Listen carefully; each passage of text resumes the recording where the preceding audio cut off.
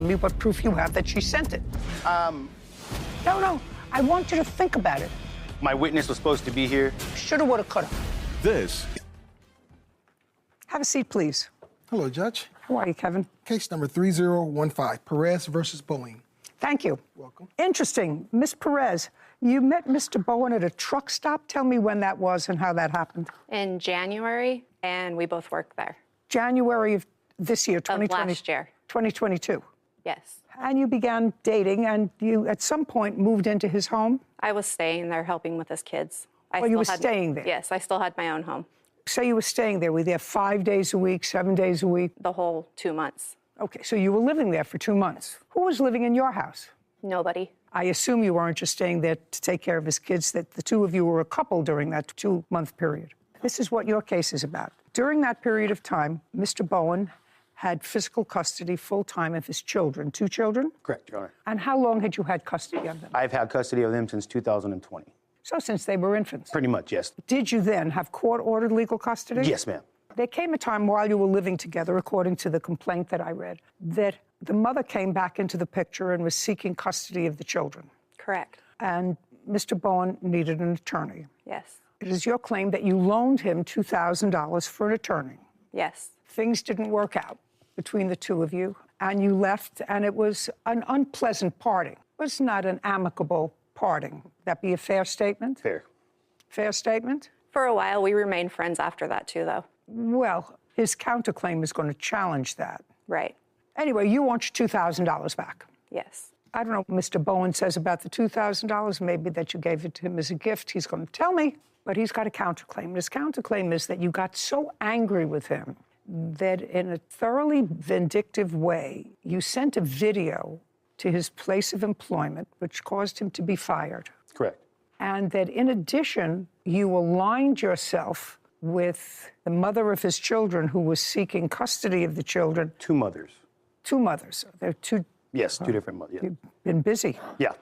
You aligned yourself with those people and created serious difficulty for him by sharing not only the video with them, but also some photographs of him with a BB gun. Correct, ma'am. Do you still have custody of the children? She filed an ex parte order, which plaintiff had help in, and I lost the kids in January, and then I got them back in February, and then we just finally got through the court paperwork to where I have them full-time again. The judge still has to, finalize them. So what you're telling me is that in January, on an ex parte application, ex parte, that means just the mothers went in themselves, some judge transferred custody without a hearing? Yes, that's exactly what happened. And they originally set it out for 8 months to where I would even be seen. It used to get me so frustrated, but It was a tough time. it was a tough time. Very much. Actually outrageous. Yeah. And then the children came back to you. Yeah, actually in February 12th, the mother kind of, I can't do this by myself. And she brought them back, and then I've had them since then the whole time. And we just did last week finalize the paperwork, so we're just waiting. All right, let's deal with this $2,000 legal fee. Mr. Bowen, did Ms. Perez give you $2,000? Yes, ma'am, she did. Okay, tell me the circumstances surrounding her giving you $2,000. Okay, so in June, one of the mothers of my children wanted to take the custody of the kids back. Not both children, one. Well, this was one, and then I have another kid. They got involved, and she did an ex parte order using the exact same paperwork, word for word, everything was the same. Pretty much copy and pasted one to the other. You're going into too much information for me. I like this all linear. Yes, ma'am. Okay? June 2022. We were looking for an attorney. She actually was going to give me $7,000 for an attorney that her mother had used, but I was like, that's way too much, so let's try to find something cheaper, and that's where we found somebody. Well, this is a we. This is not. Well, this is me and really her. your problem. Right. This is really your problem. I want to know how she got involved with giving you money. I'll give you the money, no problem. Here, do you want $7,000 for this lawyer in Bakersfield that my mother used, who I know is a rock star? And I said, no, let's find something else, a little bit localer. And I found the one in Lancaster for $3,500. And did you go to the attorney in Lancaster? Yes, ma'am. Did you go with her or alone? I went by myself. Did you ask her if she wanted to go with you? No. Okay, so you went by yourself. Yes, ma'am. And when you went to the lawyer, you got a fee, you were quoted a fee? Yes, $3,500. When you were at the office, that would be in June. Yes. And when you got that quote and you liked that lawyer, Yes. then I assume you went home to where Ms. Perez was taking care of your children, Yes, ma'am. which she was doing, by the way. Yes. Correct? Yes. You weren't paying her anything. No, not at all. And she was still paying for her own house, where she maintained another Yes. resident. Yes. She was there because her children went to another state for the summer. So she just stayed with me while the kids were gone for summer. And then She stayed with you for a reason. She didn't stay with you. I assume you don't live at a lake. No. No. Well, you don't live at the beach, right? I wish, but no. No, but you don't live at the beach. So now you've got a lawyer's quote for $3,500. You go home to Ms. Perez and you say, dear, I like this lawyer. He only charges $3,500. Is that something like the conversation? Something like that, yes. Something like that. Now I want to hear where the $2,000 came For from. lost wages and slander. Now I want to hear where the $2,000 came from. I had... No. I said, dear, I like this lawyer. He's only $3,500. She says, here's $2,000 and I have $1,500, and we made it happen. Okay, here's $2,000. Yep. Yes. And you said, I have $1,500. Correct. Well, you must have said, I have $1,500 first. Yeah. Yes, ma'am. You must have said his fee is $3,500. I have $1,500, because otherwise she wouldn't have known to say, here's $2,000. Correct. Right? Yes, Your Honor. So let's try to get it right. Yes, Your Honor. You went home and you said, dear, I have $1,500. The lawyer's $2,000, and we need to make it happen. I need to make it happen. were those your words? I need to make it happen? No. I want you to think about it. Don't pull information out of an orifice. Just, if you don't remember, say, I don't remember exactly Then I don't what I remember said. exactly what was said. Okay, you don't remember. Correct. Do you remember exactly how it Yes. happened? Voila. Love it. Okie dokie. Go. He needed $3,500, and I would only give him $2,000 because Well, no, I didn't have any more. I want to hear the conversation. Okay, he said it was $35. I said that I could. No, he came home from the lawyer. Came home. And you must have said what happened or some. I want to He hear the actually had conversation. talked to them on the phone, and they quoted him that price. Okay. He needed the money to go over there. So Oh, that's a different story. You Yes. see, she remembers. Perfect. So he spoke to the lawyer on the phone. yes, Tell me. he said that it was $3,500. All I was able to help with, I was off work at the time, so I used my savings. I said I could Now, help him I with. know that you gave him the $2,000. I want to hear how it came about. I told him that I would need help when my bills came due, that I would help him with the money, but I was not working, that he would have to help me with my bills, and he agreed to that, so I wired the money bank to bank. To the lawyer's bank or to his No, bank? to Mr. Bowen's account, because we have the same And bank. what was said exactly was, you'll have to help me out with my bills when they come. Yes, And? he agreed to that. Okay. I wired the money, he went, he took care of everything, and then my bills started to become due. He said he didn't have Like any what money. bills? Like what bills? My mortgage, my electric, my gas. Okay. And you were still living together? I was still staying in there, yes, Yes. In what month? July? till the end of June, Well, when did this transaction take place? June 6th. So just a couple of weeks later. Yes. Well, where did you expect him to get you $2,000 from? He was supposed to, as he got, Well, right now you don't have a contract for him. It wasn't a loan. Right now, what I'm hearing, which is why I asked for the exact terminology, is saying to him, you'll have to help me out with my bills when they come in, is not a loan. I also have a bunch of text messages asking and him saying right now, I know I owe you money. Then I'd like to see Yes. those. These machines can either be a curse or a godsend.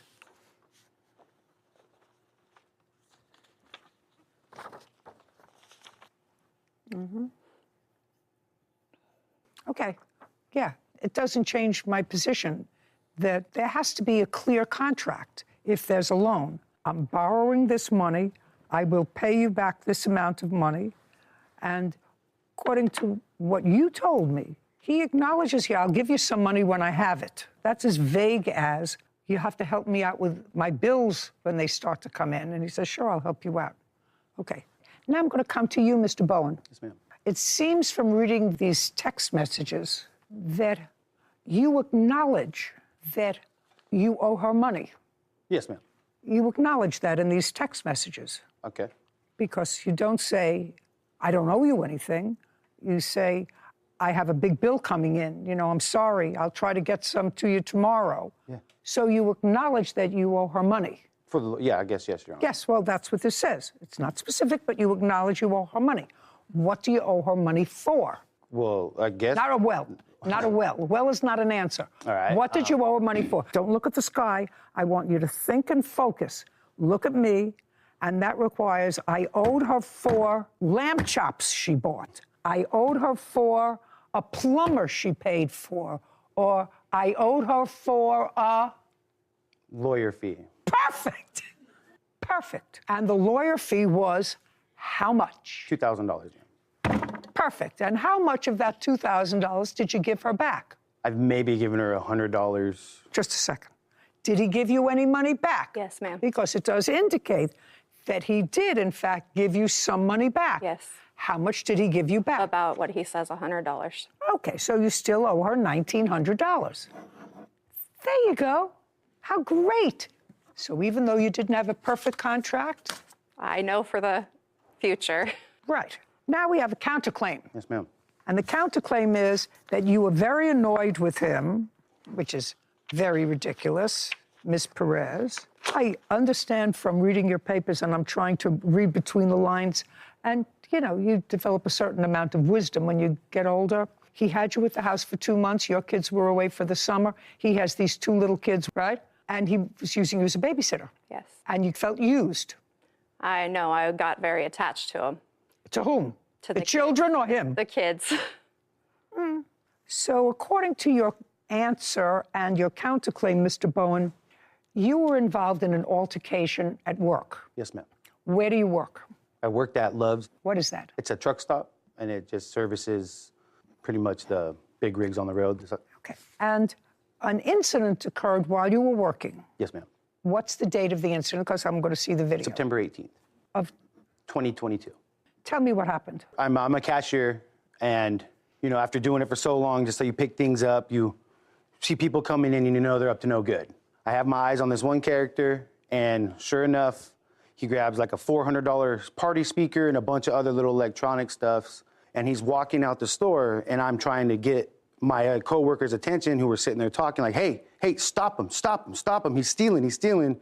And then nobody like pays attention, and he walks outside, and that's kind of where it started. Is I said, hey, give that stuff back, and I swatted the speaker out of his hand, and that's when he came at me and he attacked me, and I was defending myself.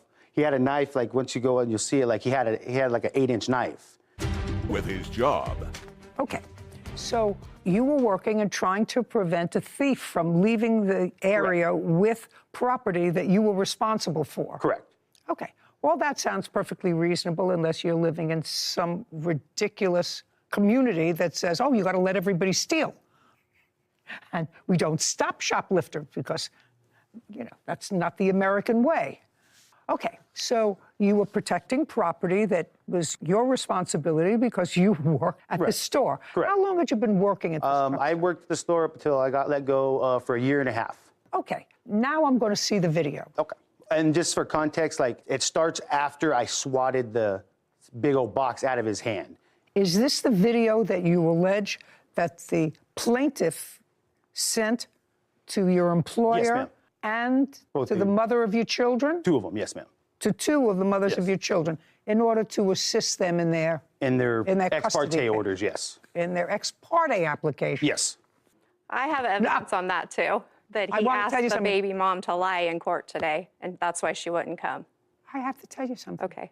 I don't understand why you would get involved in that anyway. I didn't. Okay, so you never sent this video. He sent me the video, Just but I did not send it to corporate. You didn't send it to anybody, is my No. question. You didn't send it to. He sent it to tons of people. I'm asking you whether you ever sent it to his place of business. No. Did you ever send it to either of the people who were the mother of his children? No, I only know one of them. And you didn't send it? No.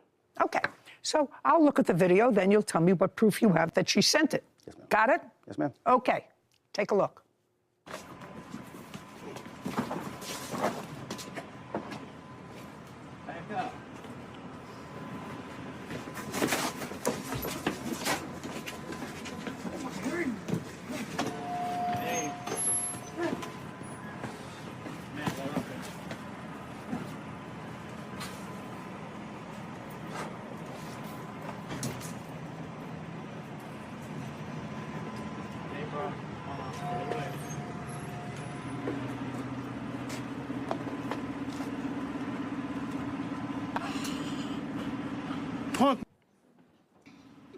Was that you? My adrenaline was pumping, Your Honor. I apologize. What were you yelling at? At the camera, just at the camera, yeah. Why were you yelling at the camera? I turned around and seen it. I didn't even know the guy was recording it. Which guy? There's a random trucker. It's a random trucker. Who was recording it for what reason? I don't know. You don't know. I don't know. He just, Well, how did you get the recording? he sent it to one of the guys that used to work there as well, and then I got it from him. You sent it to one of the guys that used to work Yeah, at the that's truck on the stop. video. I'm not going to say his name, but he's in the video right there. Okay. So one of your coworkers. Yes, ma'am. And this guy who was there, the thief. Yes. Was clearly high on something. Yes. And then, like, if you Okay. back it up, you can. Okay. There's a smidgen where you see the I knife. get the picture. Please, I get the picture. Now, what I need is from you proof that she sent that video for whatever reason to your employer, and I need proof that the reason you were fired from your job was because of that video. Because me, I would give you a gold star and make you Employee of the Month. I would, if I owned the truck stop. So you understand what you have to prove to me? Yes. That she sent the video to your employer, and your employer fired you because of the video. Okay, so my proof on both, my witness was supposed to be here. Shoulda, woulda, coulda. Yeah, I was right. supposed to be 5'8", but I had a short car. Right, I understand that. But the witness that came with me, she bailed just like on everything else, so I don't have any proof of it. It was So just her- a sec. So the answer is you don't have any proof Correct. of that. Okay, well, that's easy. And what proof do you have that she sent that clip of a video or gave it to one of the mothers of your children Yes. in order to assist them Yeah. in their custody dispute, which is not illegal, but would be nasty? I don't. So you don't? Don't, yeah. ma'am. Well, your counterclaim then is dismissed. You understand that? Yeah. And you owe her $1,900. Okay. Judgment for the plaintiff. We're done. Thank you very much. Thank you. This court is adjourned. It was a gift while we were together, but as soon as we broke up, it was, oh, now I need my money. I've asked him for my money and he refused to give me it. If you got the right person to make the team, it's good. But if you don't, and it's not a solid connection, it's not worth it. I'm a single mom. I don't have money just to hand out like that. Documents, get proof of everything. That's all I could say. So it's a new phenomenon, this sort of phones first approach to everything. you mean Phones cell phones? eat first, phones watch the fight first, phones catch everything first. I think how the defendant put it, a random trucker just saw a fight break out, and first instinct is just get your phone out and take a video. And we've seen it in New York City on the subways. We see too many times people taking video and no one is helping do anything.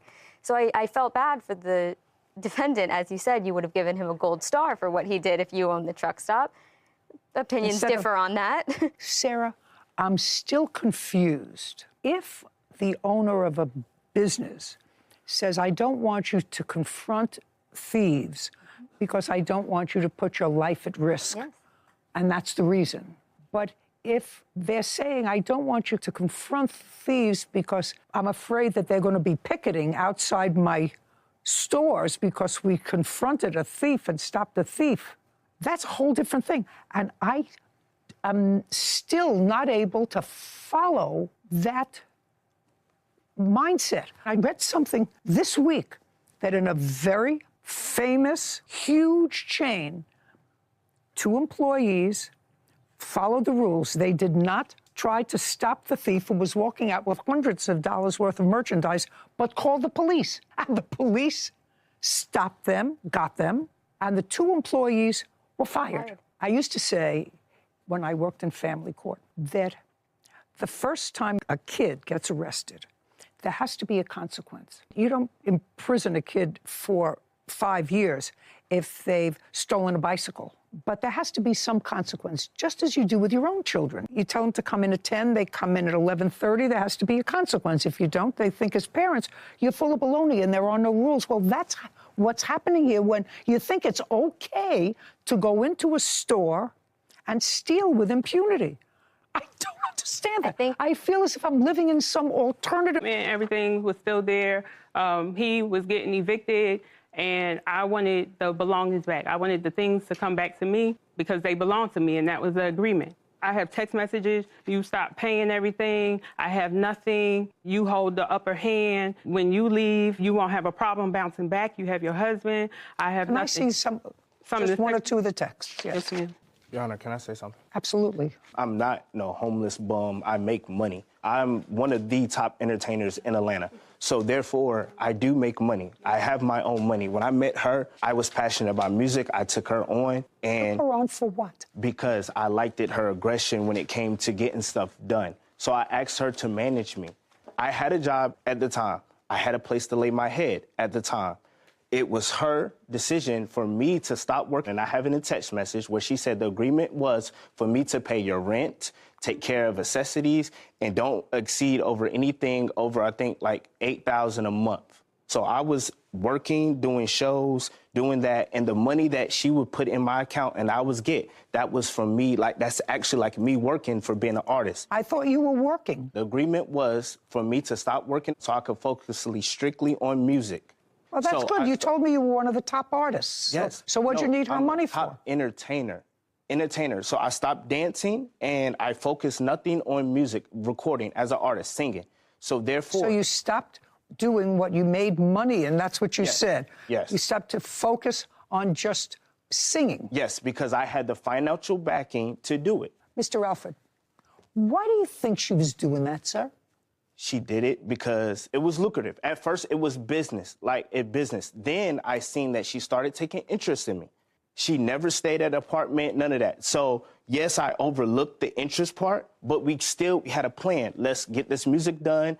I'll get my money on the back end from the music, and that's how it was. That's exactly how it was for the long run. Then she started getting emotional. Whenever I go out, then the personal started coming in. I started backing up a little bit. Where did you get all this money to buy the dogs? It was from money I already had from dancing, my side money, and then money that she was giving me from working. I'm an artist. That's if I ask somebody All right. to do something, I'm an got it. artist, right? I actually have the whole picture, Mr. Alford. I have her whole picture, which Right. is, sad, a little bit desperate. And I have your picture. I have the whole I don't- picture. She's getting her dogs back. Can I see the email, please, that you referenced, Ms. Thornton? Yes. Other than that, I'm ready to move on to his counterclaim. You're getting the registration papers for your 2 dogs. Do you have a police report? Yep. I have my restraining order. I have an active restraining order. Was there a hearing on the restraining order? It's active. Answer this question. Stop looking because you can't concentrate on my question. With regard to the assault allegation against the defendant, which took place in December of 2022, Yes. according to you, Yes. if there is an active restraining order, there had to have been either a consent by him for the restraining order or a trial. Trial. There was a trial. Yes. Did you testify at the trial? I did. Just a second, you're looking at papers again. Yes, ma'am. Did he testify at the trial? He did. Did the court, after the hearing, Mr. Alford, issue a restraining order? Yes, they granted both. They told both of us to leave alone.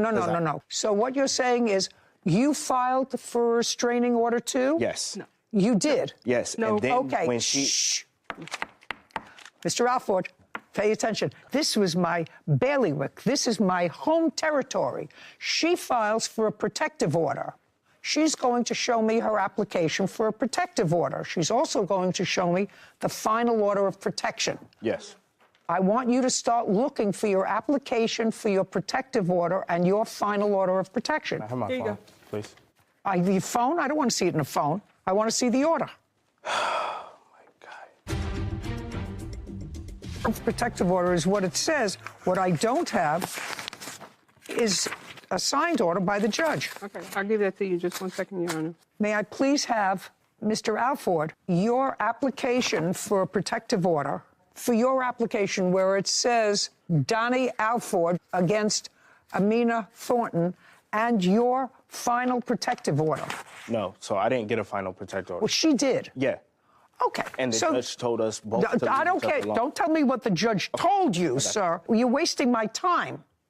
After the trial, the judge granted her a 6-month protective order. Yes, both of us. Well, yes, her, yes. Right. Right. Well, then I don't have to get into that. The judge already found that you assaulted her. Found the allegations, or some of the allegations that were true. Some.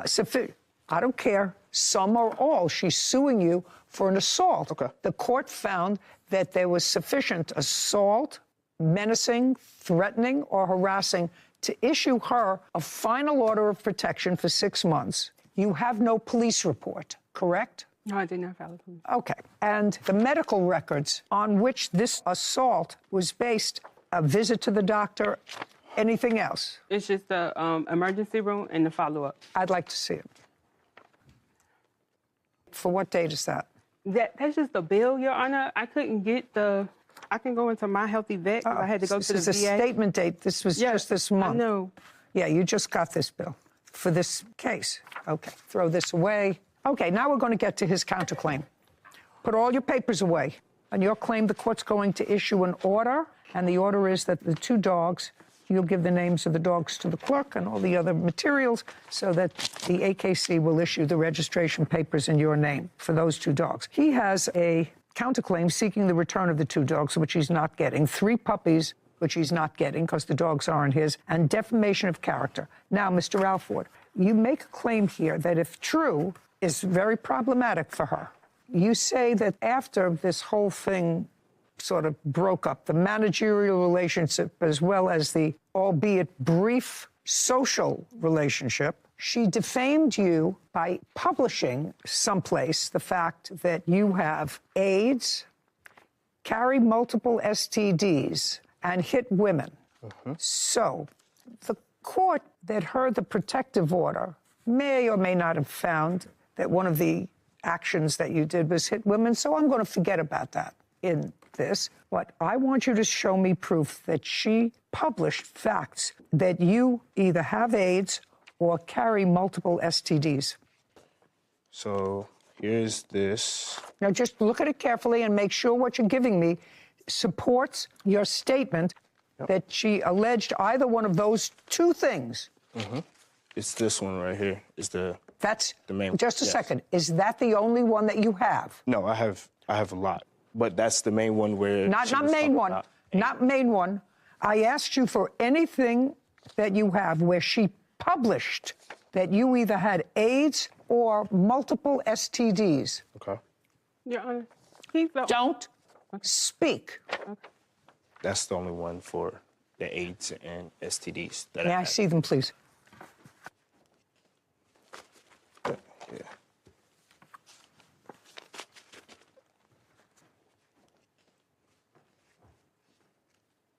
I don't understand this one, Sarah. You can sort of explain that to me. This is what I have. AKA, this is author Amina Thornton. I see something that's ascribed to her with her name on it. This doesn't say that you have either AIDS or STDs, sir. This says that you are a domestic violent abuser. She says that you forced her to have sex. Thief, womanizer, trash can trash. He is a deadbeat dad. Do you have 5 kids? He has 8 with 7 women. Okay. So just a second. Do you have 5? I have 5. Okay. 8. Police are going to be at this show to pick you up, Jarvis Alford. Well, this isn't it. I also have an e-blast that This she doesn't sent say you out have AIDS. saying that I What was- does that say? This is somebody, I think, separate from the plaintiff that's messaging the defendant saying that this account that they screenshotted attributed to the plaintiff is replying under this third-party person's tweet saying that he has AIDS, a rapist. That's hearsay. Abuse. Okay. I also have it where she did an e-blast, was saying that I was dead, I have herpes, and she May I sent it. see that? Yes, that's the whole e-blast letter. May I see it? So far, these don't establish your cause of action for defamation.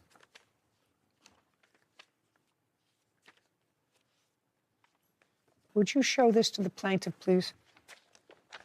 And my mom got that. She sent. Did you say, just a second, did you write that? No, I did not. Well, who does it say wrote it? It doesn't say I wrote it. What phone number does it say it comes Oh, from? this is my husband's number. And I have the text message right here where my husband has said, this is not my wife's phone. This is my phone. Ma'am, if you go on the affidavit or the protection order that you got stated from her, under there we have to list our numbers as contacts. You could verify that she has that number on that contact list. And me and my Maybe. husband live together. Yeah, maybe. Okay. May I have it, please? That's the text message that was sent to him in February. Where's your husband? Go find him. Shh. Listen to me. Whoever wrote this, you or your husband, it's nasty. It's nasty.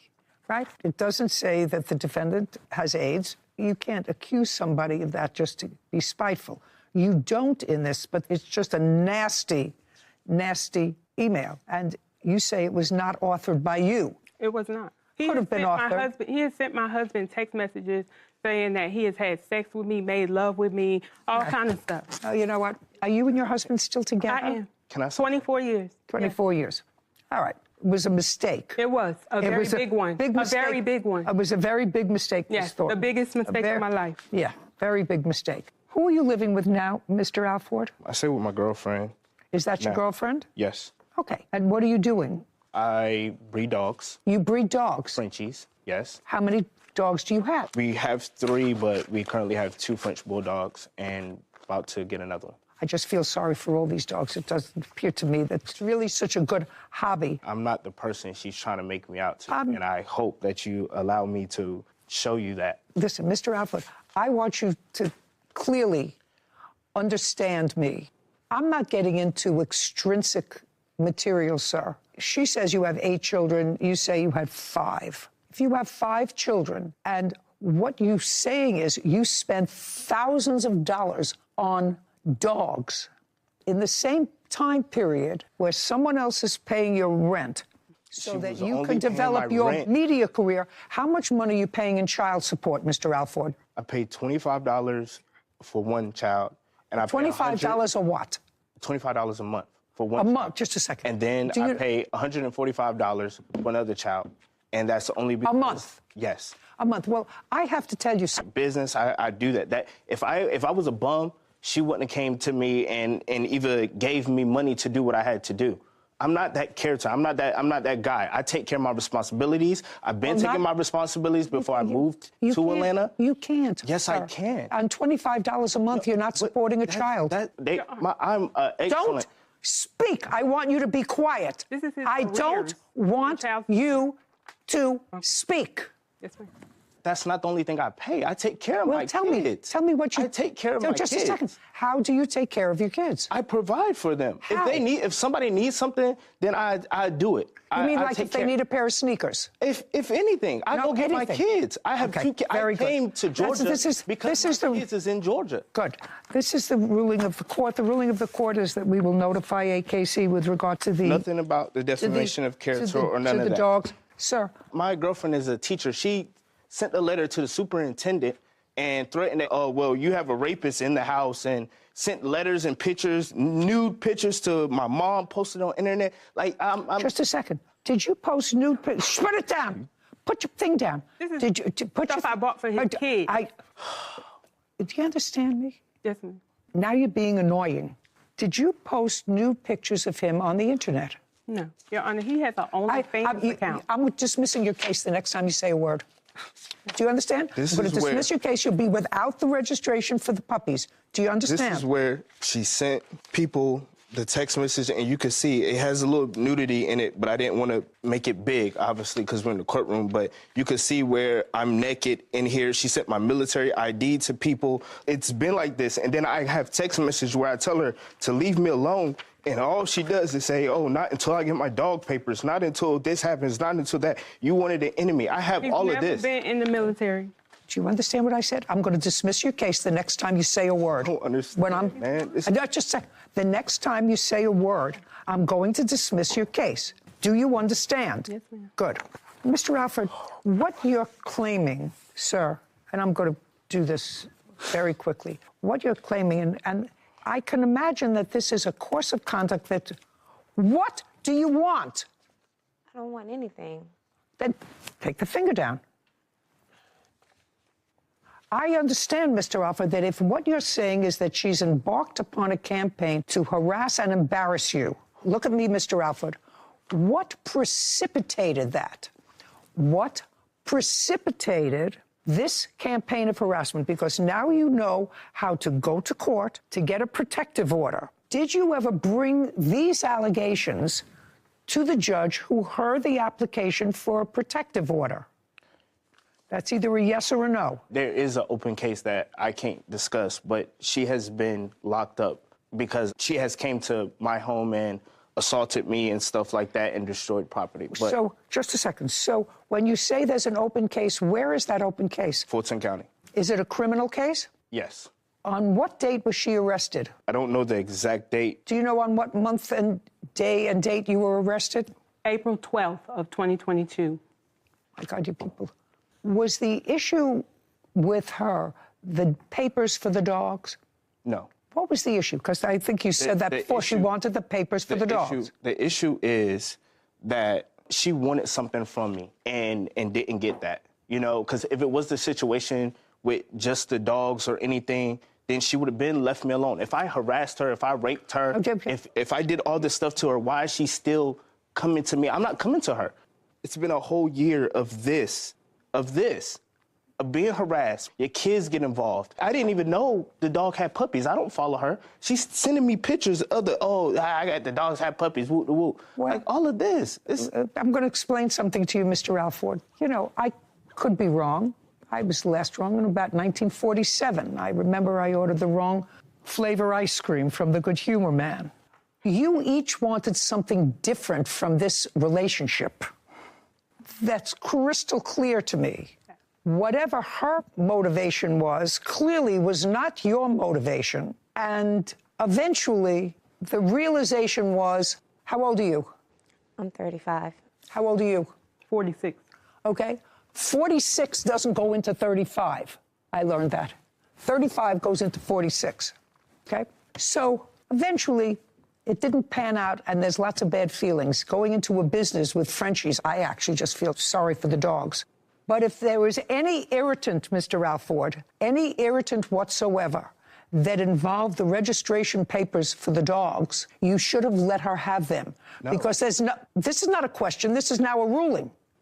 You should have let her have them because a woman scorned will do nothing short of getting even.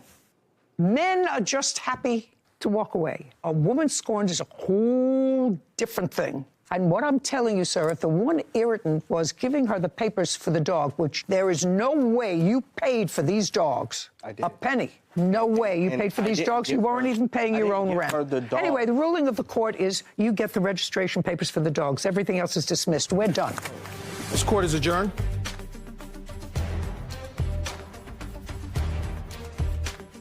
At first, it was just business, and then it started getting personal. The main thing was my dogs. They are my family. I had stuff tied to the dogs and business, and she had stuff tied to the dog, and we both didn't want to lose anything. He chose to live on lies. It's hard to see him go, but it's even more hard that I'm still out here as this bad guy. And if you're living on lies, then truth is never going to prevail. You know, be careful about who you work with. The time he assaulted me, that's when we fell out and it became an issue. I feel sorry for the dogs, because that's what she's going to do. She's going to breed them and throw them in the trash, like she said. I love my dogs. My kids love my dogs. And we take care of them. I don't think anyone with that type of financial picture should be able to spend $3,500 per dog on Frenchies to take up a new breeding hobby, which, as we've seen, is not a hobby. That is a business, a profession that requires an immense amount of specialized knowledge. And care. And care. Especially and time, for that breed. Especially for that breed. People should really not take on as a side hustle breeding whatever dog there is of the month. It's not fair. It's not a fad. It's not a fad. You know, I can't even imagine the living conditions of the 5 dogs that the plaintiff has and the 5 puppies and the 3 that he now has with the new girlfriend. Find it your business. What do you do? For a living, I am a customer service representative. From whom did you purchase these 2 dogs that you had? One Ghost that was a year and a half old. I assume that that's a male. Yes. He was purchased from a breeder in Pontiac, Michigan. When he was a puppy? Yes. And the second dog that you got was a female, and you intended, I assume, to breed those 2 dogs. Yes. And that was a 13-week-old French bulldog. Correct. That you got from where? From a local breeder who's been breeding Frenchies for 30 years in my city, Muskegon, Michigan. This is what your complaint, I'm reading it. I'm sort of wide-eyed reading it. You got 2 dogs, the puppy you got in February. You let the dogs out to use a potty break. The property that you let them out on is not fenced. The puppy was 13 weeks old. You let a 13-week-old puppy out with a dog that was probably used to going in and out. You let that 13-week-old puppy out alone, and you claim that the defendant stole the puppy. That's your claim. Yes. So my first question to you is, why in the world would you let a 13-week-old puppy out in an unfenced area? Why? What were you thinking? I was just letting her out to use the bathroom. This is something that I normally do. No, you don't. You just got this puppy. She was 13 weeks old. Well, I've had the 13-month-old dog for over a year. Well, that I understand. I mean, that's also foolish, but I understand if you've had the dog for over a year and you've trained the dog to come home, that it knows where to come, but not the puppy. What were you thinking about? That the older dog would discuss with the younger dog not to run off, but to use potty and then run back into the house? I don't understand what you were thinking. I mean, I've had dogs all my life. 13-week-old puppies, they don't know where they're going. Anyway, you let the dog out on what date? February the 27th. What time? Around 2 o'clock. And what time did you realize that the little girl was missing? Not even 15 minutes later. So what did you do? I quickly put on my shoes and I started walking down the street calling the dog's name. And? I didn't see him. And? I see a neighbor who's behind a abandoned house that's on the corner, and I asked him had he seen my You cannot tell me what anybody said to you. Okay, so I'm just asking around. They started telling me. You can't tell me what anybody told you, madam. Okay. Is this a witness who saw something, or is this just somebody here to keep you company while you're here? She's a witness. Tell me your name. Lana Carson. Ms. Carson, do you live on the same block? I do not. What are you a witness to? I'm an animal control officer for our county. That afternoon on the 27th, I was scheduled for various welfare checks for animals. One of the calls that I had to go by the area. So as I was coming down the road, on the left-hand side, there was a house that must have had a recent fire or something, and there were several people that were standing out in the house. So it caught my attention. Right where that house was on the corner, we had to make a left-hand turn to get to the address that we were going to. Not her address. Not her address. My call was Somebody else. unrelated. As I came around the corner, there were two French bulldogs that were in this front yard. One was like a tan and white. It was an older, bigger dog. And then the other one was a small tan puppy. Two dogs were running loose, so it, of course, caught my attention. I am the dog catcher. So as the dogs were in this yard, I just kind of kept an eye on. Because there were no fences there. In this particular yard, there was a fence, but there was an opening. And there was a lady that was in the yard, and she bent down and picked up the small tan puppy and was holding the puppy, but the other dog, the bigger dog, got through a hole that was in the fence. It was an open gate. So I immediately rolled down the window and said, "Do you need help with this? Do you want me to grab the dog?" And the gal who was holding the tan puppy said, "No, he's got it." And I said, "Okay." Now, at this time, I'm in an unmarked vehicle because we were on welfare checks. When she said, "No, he's got it," did you see any male there? There was a male that was standing in the driveway of this house. So I did see somebody. And so when she said, "No, he's got it," I was assuming it was the gentleman because I did see somebody in that driveway. She was still holding the tan puppy. The adult dog then ran another house down. And I'm like, okay, I didn't see anybody coming around the corner. She was standing there holding that tan puppy. I asked again, "Are you sure you don't want me to grab this dog?" And she once again said, "No, he's got it." Then I started getting a little, frustrated because this dog is still making its way down the block. Down the block, untethered? Untethered. And unaccompanied. Correct. So another house down, the dog kind of jettied back behind a yellow house. And one last time, because I made a comment to my coworker who was riding with me that day, I said, well, chances are we're going to be getting a call for a lost Frenchie that day. So at that time, when I saw the dog go behind this house, again, I hollered back. I said, "That dog is down here," and then that was it. So we went on to our call. She was still standing there with the tan puppy. Is that person in court today? When you got the call that a dog was missing, that was a Frenchie from that area, did you make contact with the plaintiff? So the same day, Dominique did call in a missing dog. The next day, however, because we did crazy enough, get a Frenchie in. So our office called Dominique and said, please come down to the shelter. That's our protocol. So we asked people to come down to the shelter. That day I was working actually in office, not out in the field. And so Dominique, when she came into the shelter and said, hey, I got a call, part of our protocol is we ask that the owner gives us a picture of the dog. And so she showed me a picture of the dog. And it wasn't the dog that you wasn't the dog that you was had in the there. shelter, but you recognized the dog. Very much. I said, oh my gosh, this is the dog that I saw yesterday. How far does the plaintiff live from where you saw the defendant holding the puppy? About 3 doors down. Okay, all is now in your court. Let's go. Do you remember her? What? Do you remember her?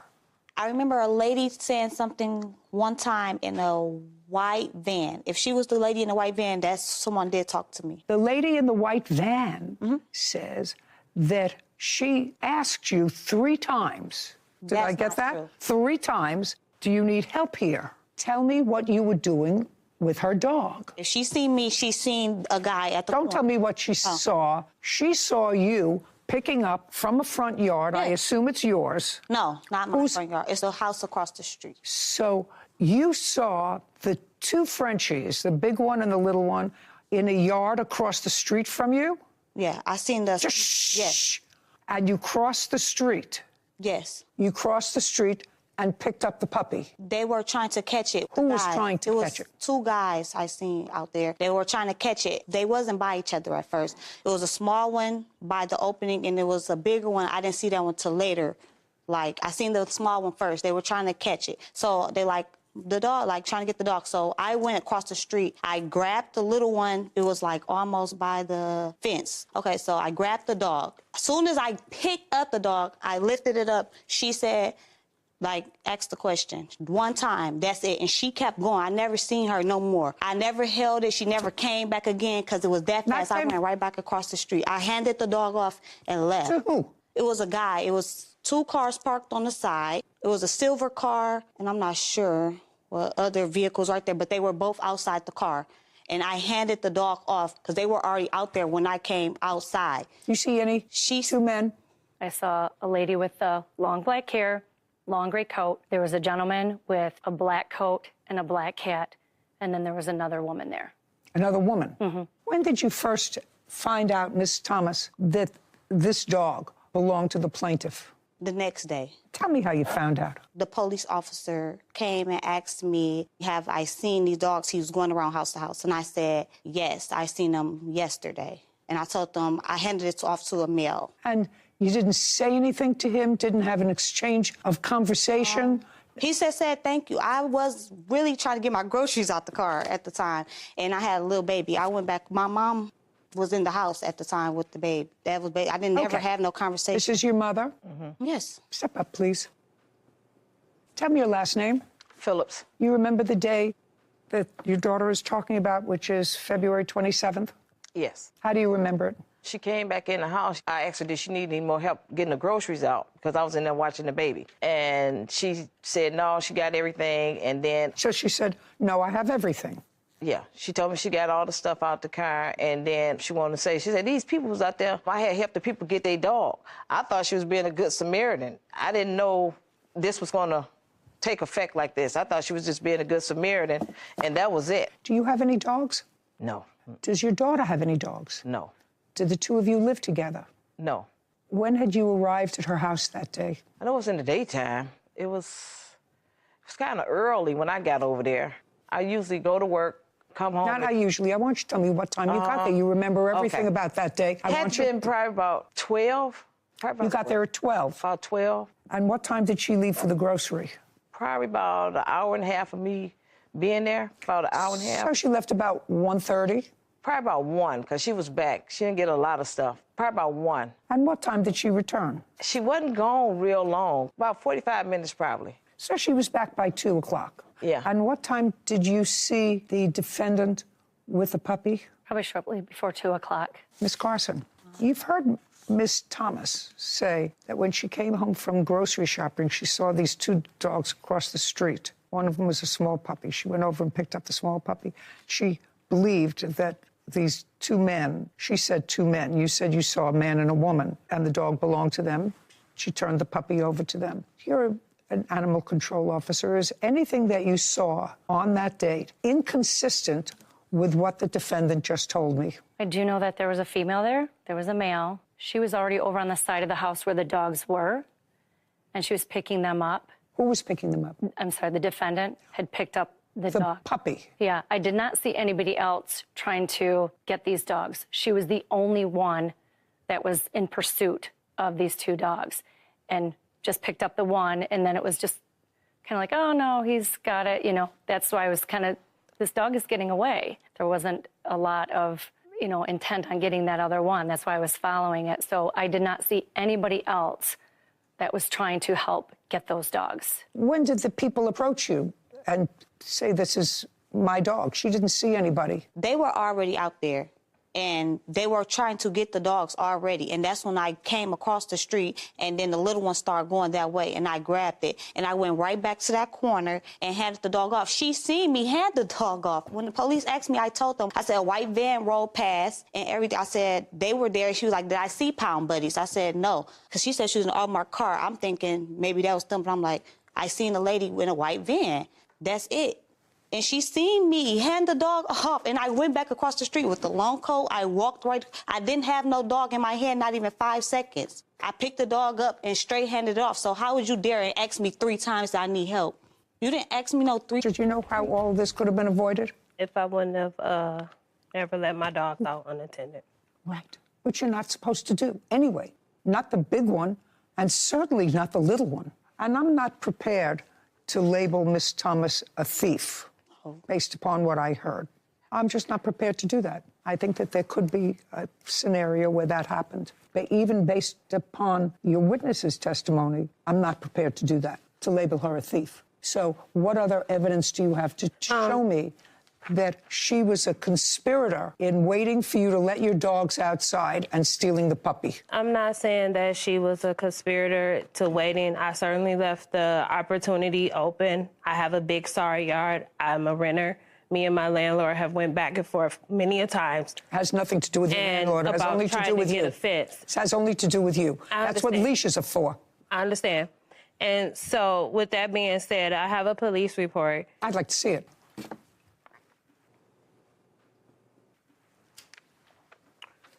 She says, okay. On the 28th of February, Dominic stated that a French bulldog was stolen from the side yard of her residence. She was told that a taller black male came into the yard and took her dog. She stated that the male subject was wearing a red coat with a white hat. Who told you that? That's what I was trying to tell you when the neighbor, and you told me don't mention that. This is the one, the top page is the one that I'm showing you where she admits. Where she what? Admitted that she handed the dog off to somebody in a car that she thought was the owner. That's what she's saying. I thought that this was the owner. She said in the car, but then she just said a few seconds ago that they were standing next to each other, and she gave it not in the car. He had been in a silver car. Yeah. He had been in a silver car. Can I also say this, ma'am? Yeah. When I came outside with my other dog, Tamela crossed my path, seen me out there looking ugly and stupid, calling my dog and crying. She walked right past me. No, I didn't. Yes, you did. In that gray coat and that long black hair. She's so pretty. I didn't think she cared about my dogs. So I didn't say anything, and I'm screaming and yelling. Why, as a good Samaritan, she didn't say, hey, it was that same day. She didn't say, hey, what are you looking for? She walked literally past me with my white dog standing next to me, and I had him on a leash at that time, because we were both out looking for a Penelope. She saw me walking and calling my dog. And that's how I knew who she was talking about when I called the Pound Buddy, because she described a neighbor told you. A neighbor told you. The neighbor and I'm sorry. A neighbor, I'm just telling you, a neighbor told you that a male took the dog from your yard. The police did not write the report up right, because just as my witness stated, that the police stated in the first thing that he saw Mela give the witness give the dog to a guy, My witness says she's never seen her give the dog to anybody. Okay.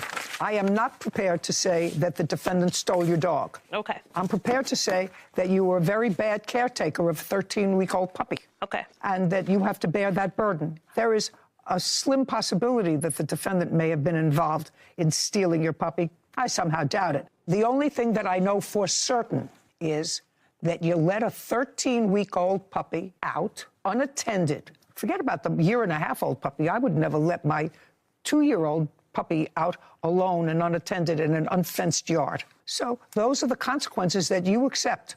Even if you have a fenced yard with a 13-week-old puppy, I don't know whether I would let a 13-week-old puppy out. They dig holes. And you also have to be afraid of somebody stealing them, because what you said is somebody stole your puppy, right? I lost my dog, and I was honest about that when I made my police report. And this is why I did leave him out attended, because I work from home, and I only had a 15-minute break. I went to the bathroom and came back out. By the time I got back to my computer desk to get back on after my 15 break, it had only been 20 minutes after, so I was only 5 minutes late after I had already did all the searching and everything. That's why I don't know how come I didn't see. I don't know either. All you know for sure is that you let a 13-week-old puppy out alone. Okay. It's like letting a 6-month-old baby who's just learning to crawl. Go out, let's keep our fingers crossed that you come back. It's not about you. It's about the dog. And I would think twice about breeding dogs, because if you're very busy with your other business, this is not a hobby. Breeding dogs is a skilled art form that people should be educated about. And this is about the third case that I've had involving this adorable breed of dog, French bulldogs, that everybody thinks now is sort of a sport to raise. It's not a sport. And that's what I know. Good. Your case is dismissed. This court is adjourned. I don't think that I did any wrong by letting my dogs go out to use the bathroom. I don't steal dogs. Honestly, these are like my children. I'm happy with the decision she made. I made flyers and everything. She saw me calling my dog. The dogs are running loose. I actually love animals. I love my dogs. Why would I steal your dogs? And I certainly just wouldn't leave her unattended like that for no reason and stuff like that. Hope she finds her dog. She just admitted in there that she picked up the dog. That was true. It was in my hands, but I handed it off to the guy who was out there who claimed that that was his dog. Just want my dog back. It wasn't even about the money. I seen posters and everything. I'm not just a breeder. I care about my dogs. I don't have it, so. In this court and in most civil cases, the burden of proof is more evidence than not. And I really believe that before you label someone as a thief, you have to be pretty secure, pretty confident that their story is not possible. Yeah. Because there was some evidence that she had possession of the dog for a period of time, but then she gave a perfectly plausible, to me, explanation. When you asked for that additional proof, I thought we were going to see a social media post after the fact with the defendant with the dog, you know, something that indicated that she had possession of the dog post this point of the time in which it was. And you called her and told her that it needed this and it needed that, and she said to you, give the car back to me. Thank you. Jeff, don't speak. She said to you, give the car back to me. And you said, I'm not giving it back to you. I've already put money in the car. Don't speak. I've already put money in the car. I put in, whatever, tires. I put in alignment. I put in $800 in the car. She said, I'll give you back that money. Yes. Jeff, don't speak. Don't speak. I'll give you back that money less the time that you had and drove the car. You have emails to prove that? I have lots of Just a second. Yes. I'd like to take a look at it. Yes. Don't speak. Here go another one. Don't speak. Now. Here go another one. Sir, stand up. This is very important. You look at me. Put down the papers. Is this Saturn parked in front of your house? Don't look over there. Look here. I'm looking. That's either a yes or a no. That's not hard. Is the Saturn parked in front of your house or on the side of your house or in the driveway? No, ma'am. Where is it? It is currently in I want to say junkyard, because when I drove the Saturn, it broke down on me when we finally got it back. Just a second. You got it back. We're going to get to that in a second. That's another part of the lawsuit. You got it back because you were driving it. Let's get this clear. After it was registered, you were driving it to work. Yes. And one day you drove it to work and she repossessed the car. And the police were called. Yes. Police came for whatever reason. I get into that maybe later. They gave you back the car. Yes. Yes. And you continued to drive the car to work in October. Yes. October. Don't shake your head. If you shake your head, I'm just going to dismiss your case. Okay, I'm sorry. Do you understand? You drove the car in October. We are now in March of 2024. You drove the car to work through the end of the time you were working for this company. That's a yes or a no. No, ma'am. What car did you drive? The Chevy Impala. Where did you get the Chevy Impala from? The day that I called, on October 3rd, I called my mother and asked her, did she come get the car for my job? She said no.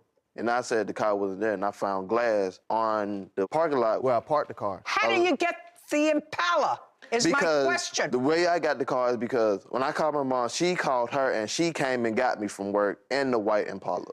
The plaintiff? Yes, ma'am. Came and got you in the white Impala, and? She took me home, and I was told that they had an agreement that I could use the white Impala for a while to drive back and forth to work. Just to use? Yes, ma'am. And where was the Saturn? I do not know. Where the Saturn was, I do not know. When the police brought it back from her house after she repossessed it, where was it? This is all going to be reasonable for me. Because the reason why I do not know is because I was not at home for a period of time. So where were you? I was either going downtown or I was at some of my friends' house. Sit down. Sit down. You're useless. You're useless. Yes. But it all becomes clear. Did you let him use the Impala to go to work at any time? The first week before we even talked about the Saturn, I did because she was supposed to be my friend. I let her borrow my Impala for a week. And then she came and talked to me because I told her that Impala is my son's car. He was 16. I said, well, you can't keep this car. You can get this one. She said, well, I'll take this one. So the Apollo, but I never was Just a second. He drove the Impala for a while to work. Maybe 3 days. I let him borrow it for like 3 days. But that was way before this happened. When did you repossess the car? October the 3rd. Okay. By October the 3rd, she has given you no money. Is that correct? No money at all. No money. And she can't prove she gave you any money. No. Okay, no money at all. No. And she can't prove she gave you any money. No. You repossessed the car. I did. After you repossessed the car, the defendant knew that you would repossess the car. Don't speak. Yes. And she called the police and reported it stolen. Is that correct? Yes. Yep. Is that correct? We have a police report. I want you to, just a second. Part of it is. You called the police. Part of it is. Just a second. You called the police, reported the car stolen, and you said to them, I think I know who stole it. That part is. Yes, well, then that just part say, is, but everything that she is saying is not true. I'm not talking about what she's saying. I'm talking about what I'm saying. You went with the police to get the car. Yes. Did you tell the police that there had been a sale of the car? Yes, ma'am. Now, you knew that the car wasn't stolen. You knew that the car was repossessed because you didn't pay any money for it. In any event, the plaintiff was arrested for felony auto theft. That's not true, though. But Can I see? She's manipulating everything. No. Can I What was said? She's manipulating. She's manipulating. When on the 21st, the reason why he was in the Impala because the Impala was the one that I was supposed to buy. I don't care. Yes, I did. I don't yes, care. indeed. I just did. a second. I don't care. You're a grown woman. I gave her money. You're a grown woman. People gave her money on my behalf. She had money, and the car was fixed on my behalf. Just a second. And I asked her for my money back. Prove to me that people gave her money on your behalf for the sale of the Saturn. Prove it to me. Say nothing. A witness or a document that people gave her money on your behalf. Okay. The only reason why I can't is because the person... Where is the... I don't care why you can't. If you can't, you can't. But I told you to put the papers down. Just because I can't prove it, Judge Judy, that doesn't make it true, untrue. Well, if you can't prove it, I can't hear it. This is a courthouse. But she's and if you can't prove it, everything. Okay. And she's lying. Now, what did you do with the Saturn? Thank you. She vandalized the Saturn. I want you to tell me what you did with the Saturn. Where When the is police it? gave it back to me, Miss Alana vandalized the Saturn. The Saturn quit on the highway. Madam, I don't know about She vandalized. She was at the auto zone. She followed me all that day while we were pushing the car out of the road. She followed us. She vandalized the car because she was mad because the police gave it back. She's the reason why the Saturn is not working. She is the reason. She cut the belt. Madam, pay careful attention to me. She repossessed the car because you didn't pay for it. The No, car. I did. I don't want you to answer me. You're not to answer me. Your son drove the car to work. Every day. Just a sec. If you interrupt again, I'm just going to rule in her favor on the whole case. Do you understand? And dismiss yours. That, you have a counterclaim. It's going to be dismissed. If you open your mouth again. Okay. Okay? I don't know how you feel and how in your convoluted mind you're right, but you took a vehicle, you allowed your son to use it, and he did, in fact, use it. I don't care if he used it for a half hour. You went to motor vehicles and you signed on as the owner. You paid $0. You were supposed to pay $3,000. What happened was there was more work that had to be done on the car than you had anticipated. And you wanted to reduce the price. It's not a new story. I had to put in so much money, and therefore I want a reduction in what we agreed on, which was $3,000. And she said, give me the car back. She did offer to give you the car back because you responded to it. You didn't give her the car back. You didn't pay her any money. She repossessed it from where he had driven it to work. And if you don't know where the car is now, she's entitled to her $3,000. That's so far. vandalized that Just a car. second. I don't care if she put it in a bubblegum machine and it came out looking like Daffy Duck. You hadn't paid a penny for it. Yes, I did. No, don't say it. Prove it. Prove that you paid any money for the car. Even your texts don't say that you paid any money for the car. Amen.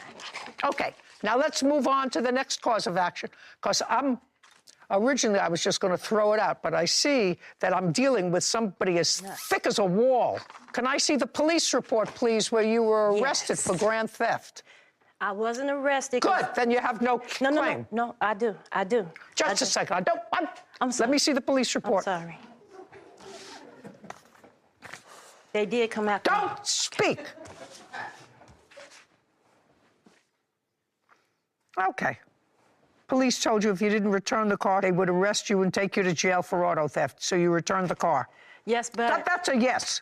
I did return the car. Good.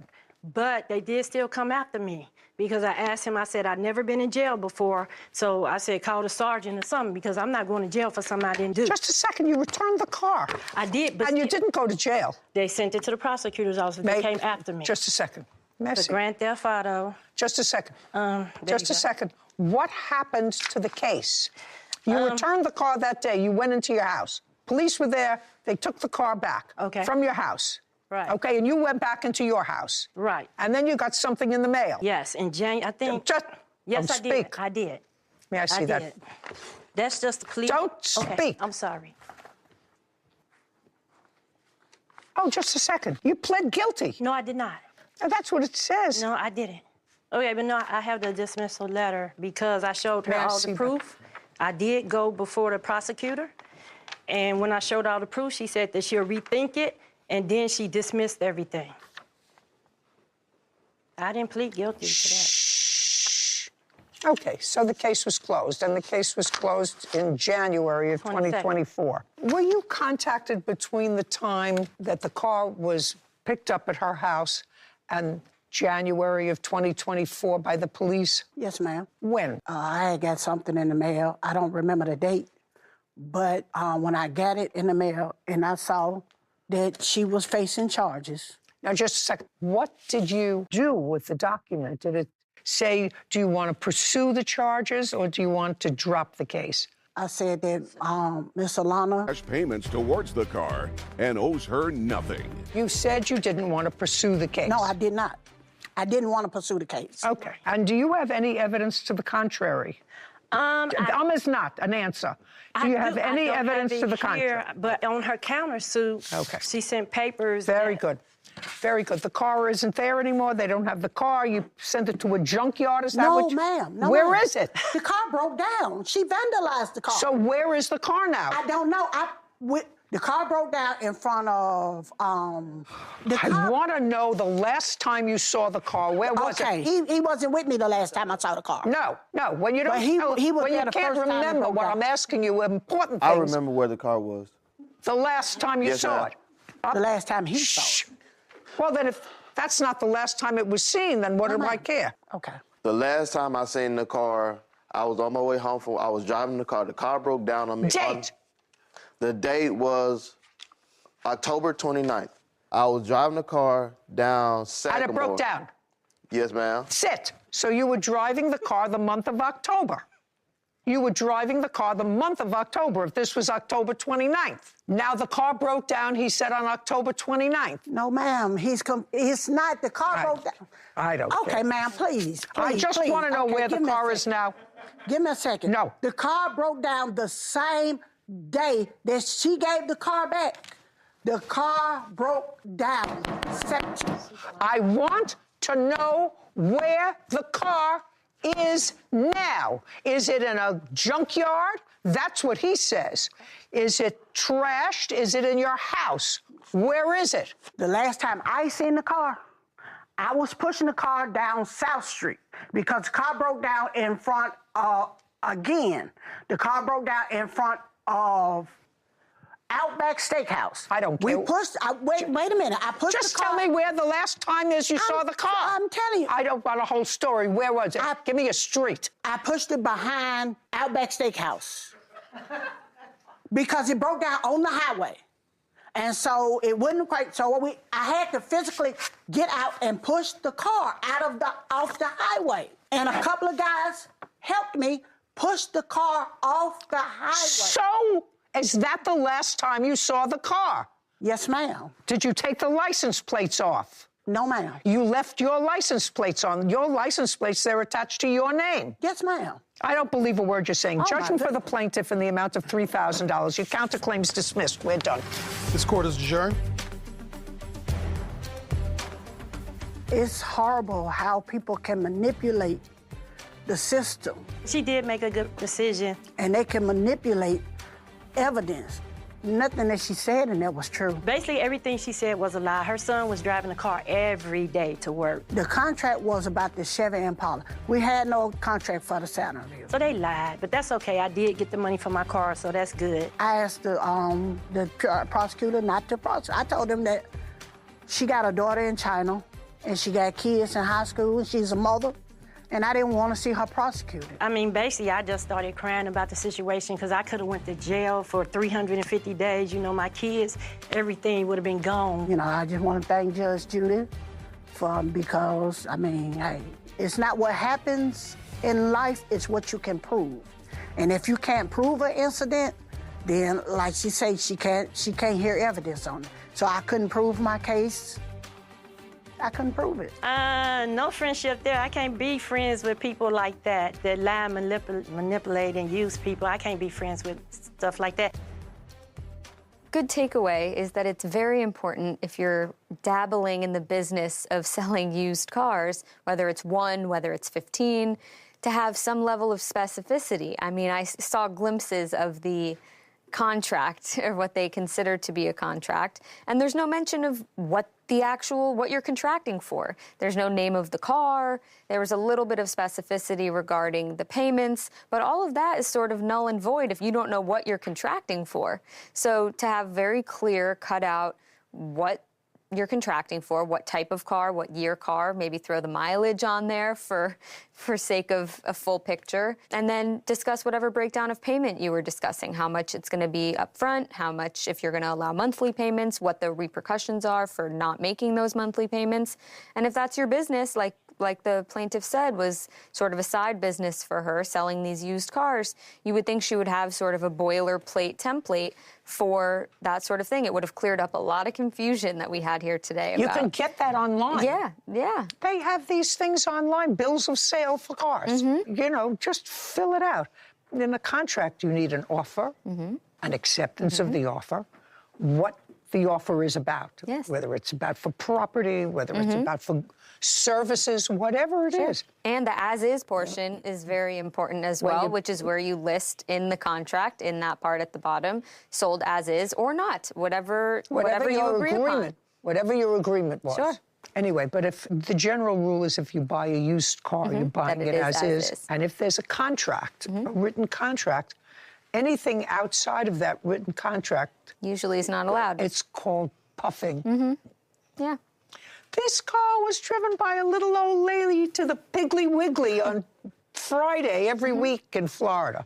Yeah. It had no mileage on it. There's a reason that used car salesmen get a bad rep. It's for that sort of puffery that is allowed. Well, that's not, and that's inadmissible. Exactly. It's just what's It's inside. in the four corners of the contract. Social media. Yes, ma'am, Facebook. The defendant denies that she vandalized your car, and she says that you, in fact, defamed her. She has a counterclaim. Yes, ma'am. I read your papers, and it seems that you were married to a man whose name is Adele. How long were you married? We got married December 2019. We were divorced May of 2023. And the defendant dated your husband? Yes, ma'am. Was that after the divorce? Before the divorce. Before. How much before the divorce? I wouldn't even know. I just received information from him while he was incarcerated. Okay. You met him while he was incarcerated? No, I met him when he was out of incarceration. Give me the month and year. Probably about October of 2023, I believe. What was he incarcerated for? He was on a parole violation. Okay. How long was he incarcerated for? Less than 2 years, maybe about 16 months, maybe. But you met him before he went into jail? Correct. And did you continue to communicate with him while he was incarcerated? Yes. Did you see him? Did you visit him? No, actually, he was paroled to me. To your home? Yes. You're upon his release. So he came to your house from prison? I picked him up from prison. Now, at some point, you were in a car together with your ex-husband. Yes, it was my car. What were you doing together? We were just hanging together. We were leaving my sister's house. So this is after the divorce? Yes. Month and year? November 2023. So it was a friendly divorce? Well, it wasn't friendly to start. After a few months went by, we talked and decided that we just wanted to be friends. This incident happened in November. Do you remember the day? Yes, ma'am. November 27th, 2023. Tell me what happened. So me and my ex-husband, we were sitting in the car. Where? Out in the parking lot of my sister's apartment complex. We were getting ready to leave. He informed me that Sunshine was sitting in a car nearby. So I just told him, let's just leave. Do you live in that area? No, ma'am. You were in the parking lot for what reason? I was not in the parking lot. I received a telephone call requesting that I come and meet with him to release his clothing that were at my home because he was on the run. He sounds like a prize if that's true. So he tells you to meet him where he knows he's going to be with his ex-wife. I had no idea. You had no idea? No idea. Okay. So now you're in the parking lot with your ex-husband. Yes. And he says to you, there is Sunshine. Yeah. And you know who Sunshine is. Yes. Okay. Go ahead. So I told him it would just be best if we decided to leave. Because you were no longer together, is that right? No, we were together. We're on the run. Where he was paroled to at my house, he can't come there because police and parole were looking for him. What were they looking for him for? He got released from incarceration October 18th. Approximately a week later, he absconded from parole. How do you do that? You mean he didn't report to his parole officer? I contact parole, letting them know that he was not at home when he's supposed to be at home. Okay. So he was paroled to you, and he left your house? Yes. Got it. How many hours or days had he been gone when you contacted his parole officer? Approximately about a week. So you didn't know where he was. Did you know where he was? Yes, I did. Where was he? He was with me and with other people as well. You mean with other ladies? I assume so. You assume so. Okay. So when you called the parole officer to advise him that he was no longer with you, You weren't worried for his safety. I was absolutely worried about his safety, and I gave him multiple chances of please return back home. I spoke with parole. Parole is willing to give you an additional chance as long as you come back home and contact them, let them know that you're here. He would tell me multiple times that yes, he will come and return back. And as I continue to ask him, like, where are you at? What's going on? It's after 9 o'clock. You need to be here. And he tells me, well, I'll be there, and never shows up. I got it. Okay, so now you see her in the parking lot. Yes. This prize package, by the way, where is he now? Incarcerated. Ah, good. Well, he'll be able to watch me from the rec room. He now called her and told her to meet him and bring him clothes to where he was going to be with you. Did you know that he had called her? I didn't. No. And when you saw her, you were driving your car? He was driving. He was driving your car? Yes. With no license. Don't shut out. That's the least of his troubles. Right. Right? Right. He's got you, the parole board, and the entire penitentiary system to worry about. Having no driver's license is really the least of his problems. And? As we were leaving, Sunshine began chasing us. So once I noticed that she were chasing us, I told him, let's go to the police station. That's not true. We were... No. Just shh. As we were driving, we were stopped at a red light, and Sunshine got out of her car and tried to punch the passenger side of my window car. And I have a video of that as well. I can show you that. And we continued to drive until we reached the police station. Okay, and you say that's not true? That's not true. Okay, so I'd like to see that video. Babe, back up. Babe, go, babe. Your Honor, the reason... Shh.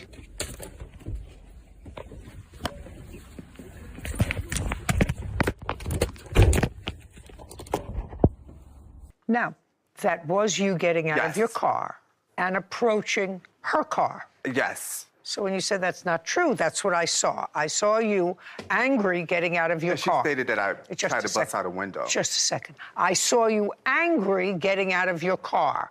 And then the camera went. Okay, so you said to him, let's go to the police station. And? Once we got to the police station, they said I had to wait for an officer to get there. I waited for about an hour or so, but I didn't stay to actually get a report. Okay, and then you left. And then I left. Keep going. Later that day, Sunshine came by my home, in which I have a video of that, where she asked my mother, what kind of car do I drive? Okay, now, she has, again, Miss Green. Yes. Just want to let you know, I saw that video. You told me that that wasn't the case. She says she has a video of you in conversation with her mother. I'd like to see the video. Just a second. No, that's not what I asked you. Am I going to see you talking to her mother? No, ma'am. Okay, let's see the video. Hello? Let me put it on. Hi, how are you? Are you pretty much? I am. You are? Very drive a black truck? What is that? It's just very black. And? Ma'am. I mean, just a second.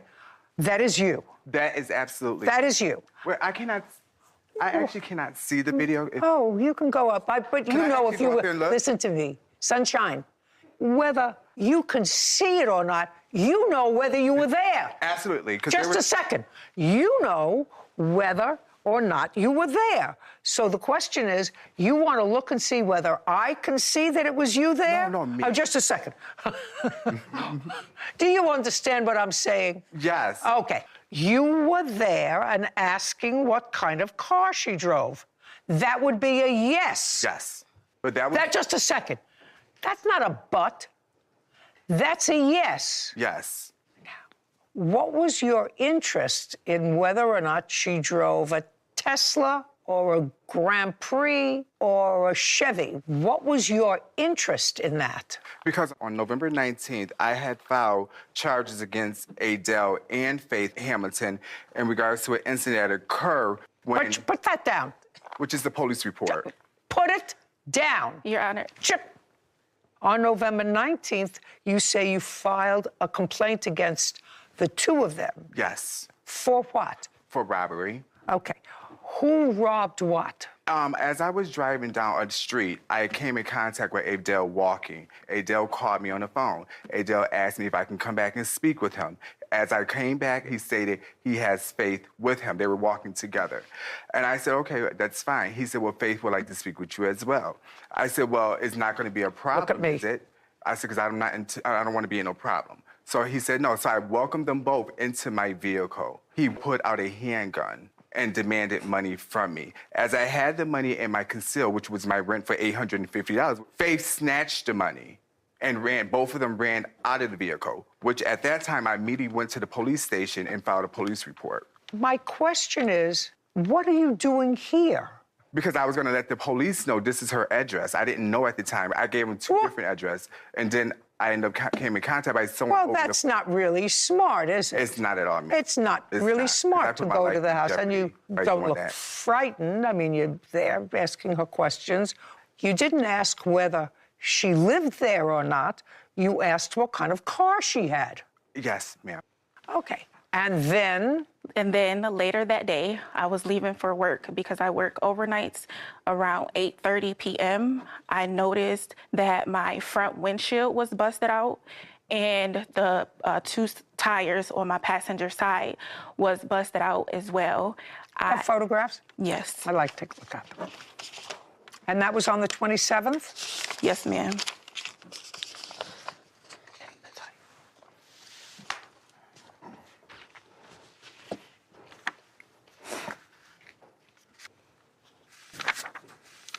Your Honor, can I say something?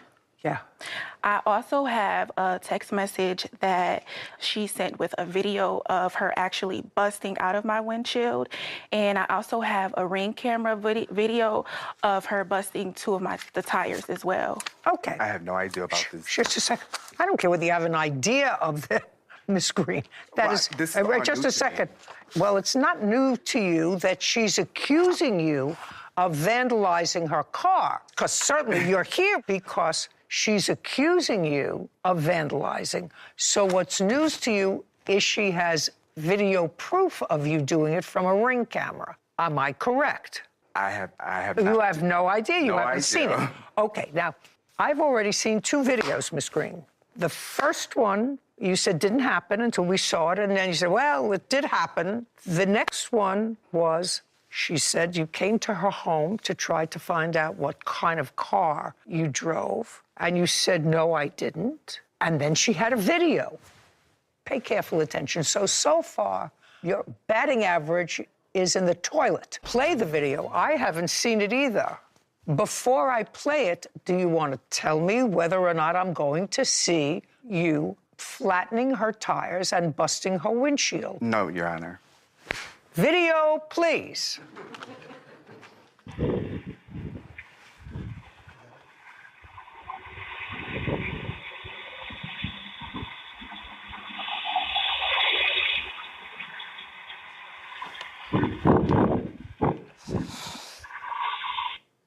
Okay, so that's somebody who I can't identify coming up to your car. It's a single person, unless you have it clearer on your phone. No, that's the only one, the video that I have.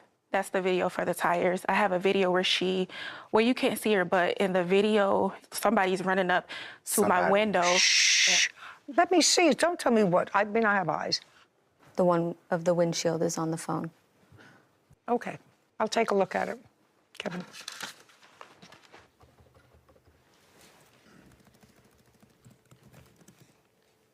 Your Honor, again, I had nothing to do with it. I don't know nothing about no windows. I'm not, that was not me.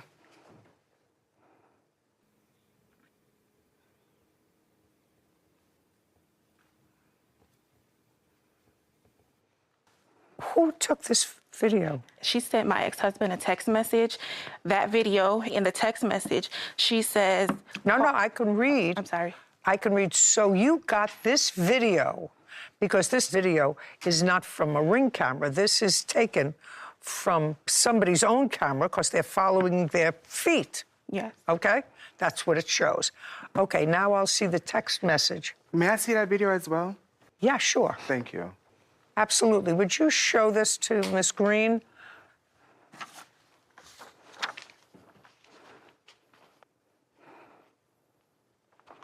This is from your ex-husband's text messages. Yes. It reads, "Your face next. Call her and ask what just happened. Soon you're next. Call Faith and tell her to check her vehicle." Sarah, would you do me a favor? Go in the back and dial this number, 716. Can I have that? Yeah. Do you want me to write it down? You might want to have her take her phone off airplane mode. Just a second, is your phone with you? Yes, ma'am. Take it out. Take it off whatever mode it's on. What mode is it on? Kevin, go over and watch the defendant, please. Take it off whatever mode is off. Perfect. Just want to see, it may not come through this number, but that certainly sounds interesting, because whoever did this to your car clearly had two things. Had your ex-husband's telephone number, because they sent him a text message. That's one. Knew your name, Faith. That's two. I have a police report as well. Okay, Kevin, you can come back now. But first, would you give me Miss Hamilton's police report? Should I turn this back off or should I leave it on? Just leave it right there.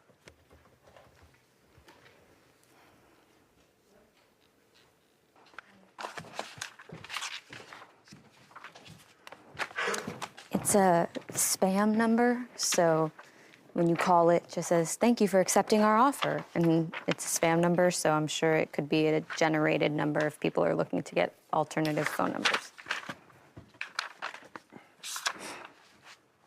Kevin, would you go over to the phone? See if anything buzzed. Nothing. Leave it up here. Thank you.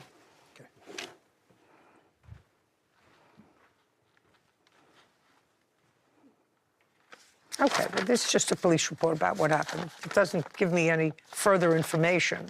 Your Honor. What? May I speak, please? About what? I have a police report that Faith filed against me and had me arrested.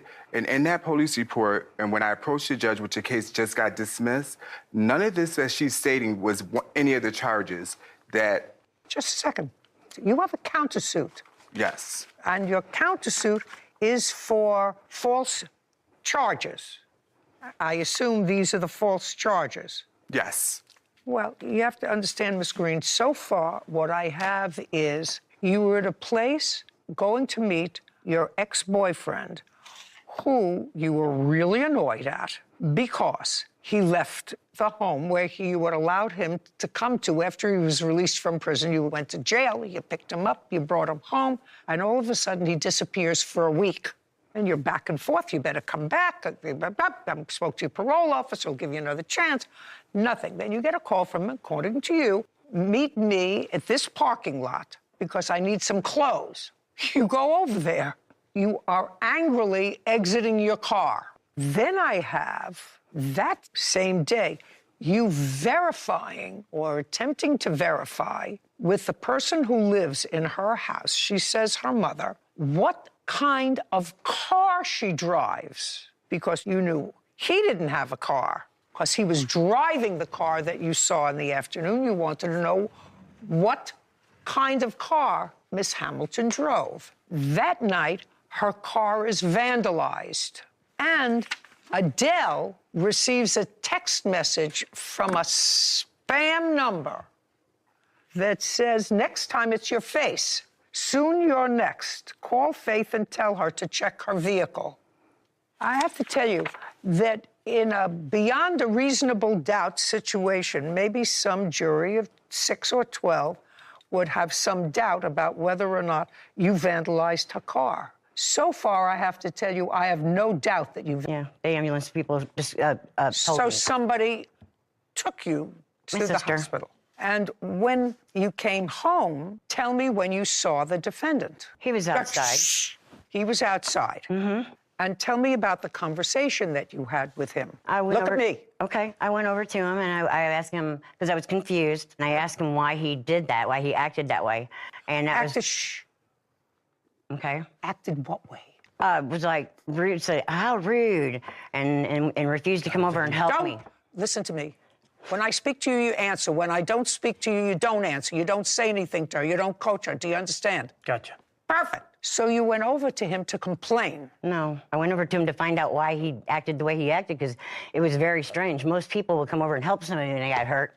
He was like, told me I was rude and didn't want to come help me while I was bleeding profusely, and it just was Where was weird. your husband? He was at work. Prior to you going over to ask him why he was so rude, had he discussed with either you or your husband the barking of your dogs? No, except for the fact that he would like play alarms and stuff like that, telling me he's trying to train my dogs not to bark and stuff like that. Well, so you, just a second. So you knew that your dogs were annoying to him.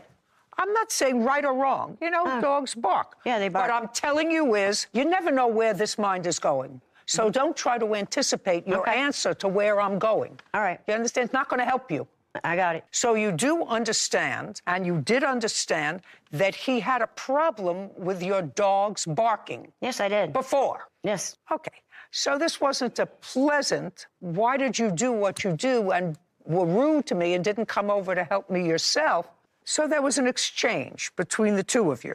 That was an unpleasant exchange. And not only are you upset because you had lots of stitches in your legs, according to you, probably in discomfort, but now you have an argument with your neighbor over why he didn't come over sooner to help you.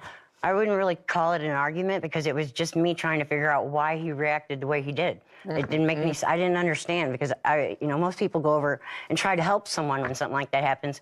And his answer was, I didn't want to be liable for what happened to you. I was like, how are you going to be liable for what happened to me on my property? I don't know. So when your husband came home from work, or did you call him? I assume you have a cell phone. Did you call him from the medical facility that you went to? I called him from the yard whenever I got hurt and was talking to him on the phone, on my cell phone. Oh, so you could have actually have called 911. Yeah, I didn't need him to call. When he came home from work, did you have a conversation with him about your interaction with Mr. Hart that day? I do believe That's I is told it a him. yes or a no? I said I do believe I told him. Of course you did. What do you mean you do believe you told him? Let's yes. The answer is yes. Yes. Now we're going to move forward to, I think, the 13th. Is that the... Yes, the extra That's the day? Now, Mr. Jones, tell me your version of the interaction that you had. Now, let's use this as a backdrop. So I want you to know where I'm coming from. The two neighbors have had some problems over noise complaints from the time he actually moved into his property. Then your wife is injured. And as far as she told you, Mr. Hart was less than sympathetic in coming over to help her when she was hurt, correct? Correct. She told you all of that. Right. And then with that in mind, between the 9th and the 13th, you had no interaction with Mr. Hart. No, ma'am. I haven't had any conversation with him.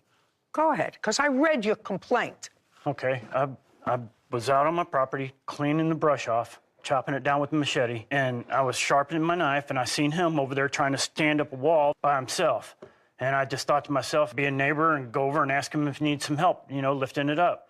And at the time, I was sharpening my machete, and I walked over there, and I asked him... And what did you say to him? I said, hey, man, you need some help to stand that wall up? Do you need help putting that up? I said, I can help you, I said, I'm not doing nothing right now. I said, I can help you stand it up if you want. And he goes, oh, no, I got to take some timbers down or something that was standing up in the middle of the trailer. I said, well, if you need any help, just let me know. I said, I can come over here and help you stand it up when you get ready to put it up, just trying to be neighborly.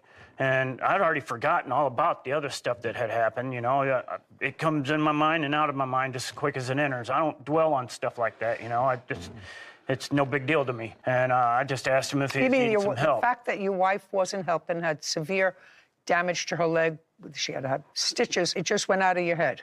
No, the prior conversation that we had went out of my head because I didn't have no kind of ill feelings against him or nothing. I was just trying to be a neighbor and help him out to stand his wall up to help him put it in place because I seen he was having trouble getting it up. And I didn't think nothing of it whenever I had the machete in my hand and I was sharpening it. It wasn't no big deal to me. I was just sharpening my knife to go over there and clear some more brush off.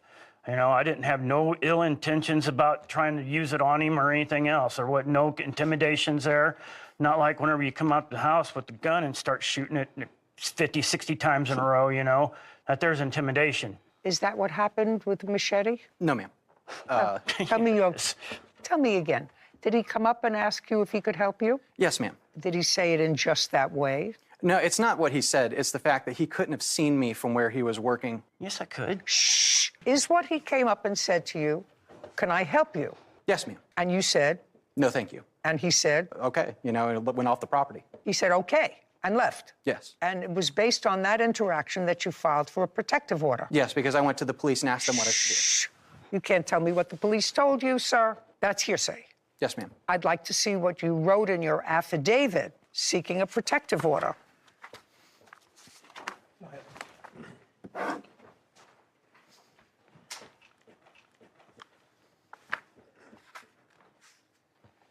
And they dismissed your protective order. Yes, ma'am, because they said that it only constituted 1 out of 2. Just a second. It determined the court hears testimony, which means they took testimony, and they determined that there was insufficient evidence to justify a full protective order. Yes, ma'am. I would have ruled the same way. Okay, so this actually further expands what the problems have been, at least in your perception of them. He said, I'm afraid of the respondent, Brian Jones. Brian Jones is a drug dealer with constant foot and vehicle traffic who has threatened me and brought a weapon within 3 feet of me at my house. Is that the machete you're talking about? Yes, ma'am. Okay. He knows that I am working with the police to stop the crime on my road. He has rage issues and is addicted to drugs. On September 9th, Brian told me he doesn't call 911. He takes matters into his own hands. Yes, ma'am. You didn't tell me that. I'm sorry. Yes, ma'am. Did he say he doesn't call 911? Yes, ma'am. After I told him that I was going to bring a lawsuit against him because of the dogs, he said that he would take that lawsuit, wipe with it, and throw it on the ground. Did you say something to him, Mr. Jones, about, careful, about not calling 911 to your house? Careful. Did you say anything to him about not calling 911 to your house? That's a yes or a no? Yes, I told him that I do not call 911. Just a second. That's what I thought. So at the time you went over to him, and that was on what date? On the 13th? I told you the same thing I'm telling him. Yes, if he doesn't know the answer, he'll say, I don't know the answer. Was that on the 13th? Yes. Okay. So on the 13th, you said to him, I don't call 911, correct? Yes, ma'am, I said that. And tell me, why did you say that to him? Why? Because just a second. Because he was threatening me with calling the cops on me and taking me to court for my dogs barking. Taking our dogs. Your case is dismissed. I didn't say anything. Yes, you did. Yes, you did. And you're annoying. You haven't even given me a chance to say anything.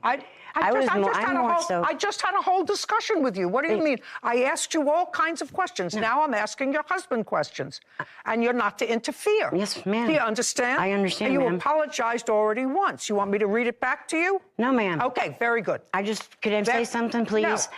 No, you can say nothing. It's all coming together now. So the second issue in this case is whether or not Mr. Hart had sufficient basis in his mind to seek a protective order, even if it was ultimately dismissed. And the answer is he had sufficient basis based upon what you said to him and what had transpired with your wife to feel as if he was threatened. So your first part of your lawsuit was for the damage to your car, and for that you're being awarded $1,000 to have your car fixed. You're going to go through insurance. The second part of your lawsuit is that you want to be compensated for a false protective order. That part of your complaint is dismissed because, in my judgment, Mr. Hart had sufficient basis to think that he might be in danger, and he wanted to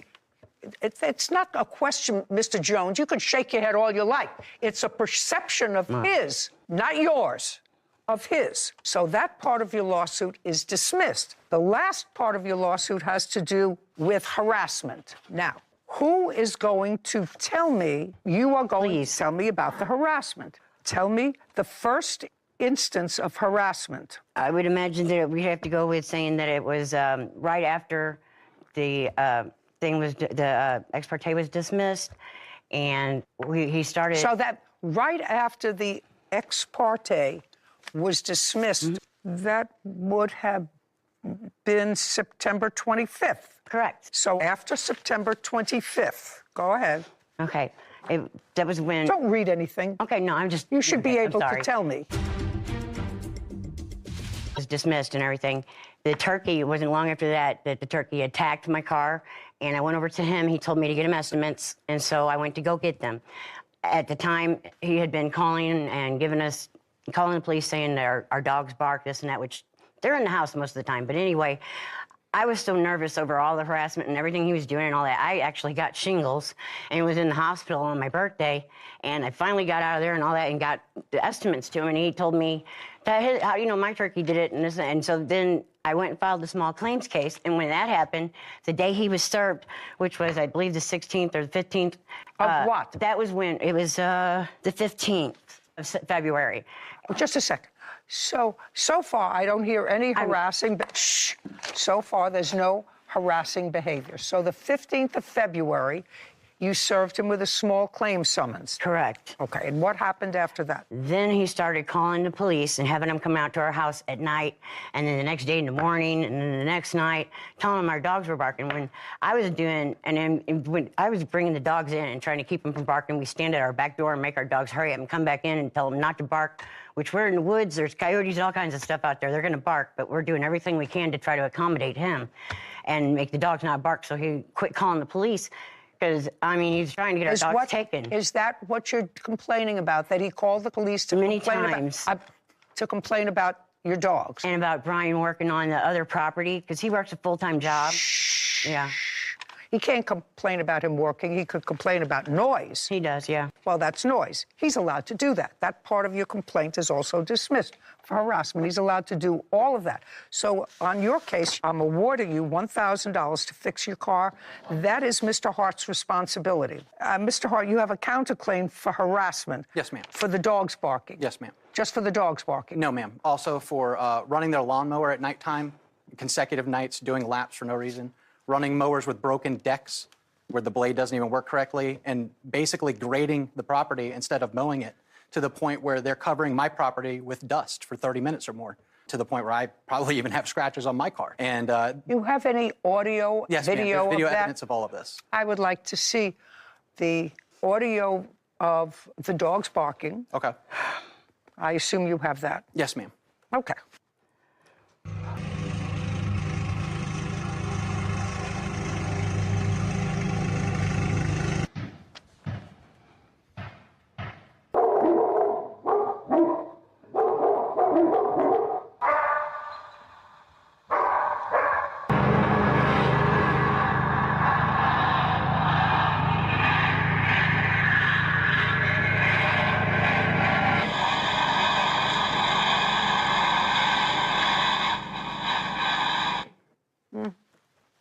What's next? I mean, I have way more where that came from. I don't have to hear any more. You know, we live in a really nice place in the summer and spring. And when the next door property is being renovated, loud, machines, noise, all kinds of stuff. It's irritating for a long time.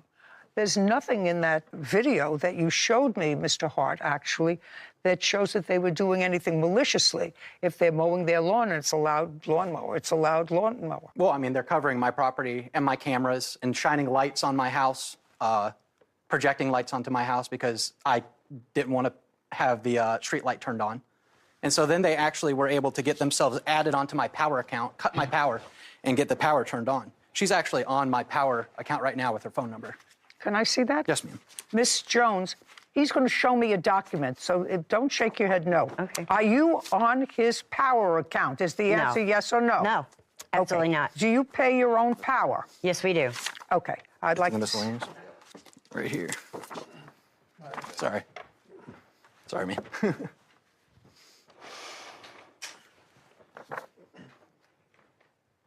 I don't know what this is. What is it that you just gave me? It was an email that I received before they cut my power saying that her phone number was added to my account as one of the registered users. Did you have it taken off? I've added a new password, yes, ma'am. Okay, good. I don't know how that happens. No, me She's neither. not, yeah. Not clever enough. Okay. Your counterclaim, Mr. Hart, is dismissed. Judgment for the plaintiff in the amount of $1,000. The remainder of the plaintiff's claims are dismissed. We're finished. Thank you very much. Thank you. This court is adjourned.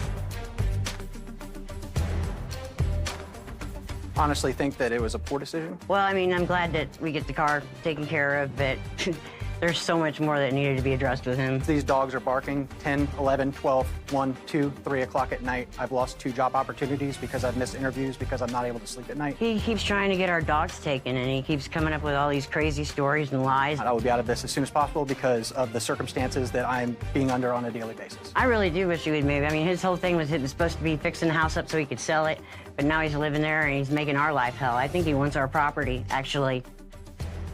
Now, if somebody asked my advice about those 2 people as being neighbors, I would tell the defendant to cut his losses, sell that property, and get out. And never look back. And never look back. Take a loss, maybe. Maybe not. He's done some improvements on the house. But plaintiffs have a long-term investment in whatever they're doing in that house.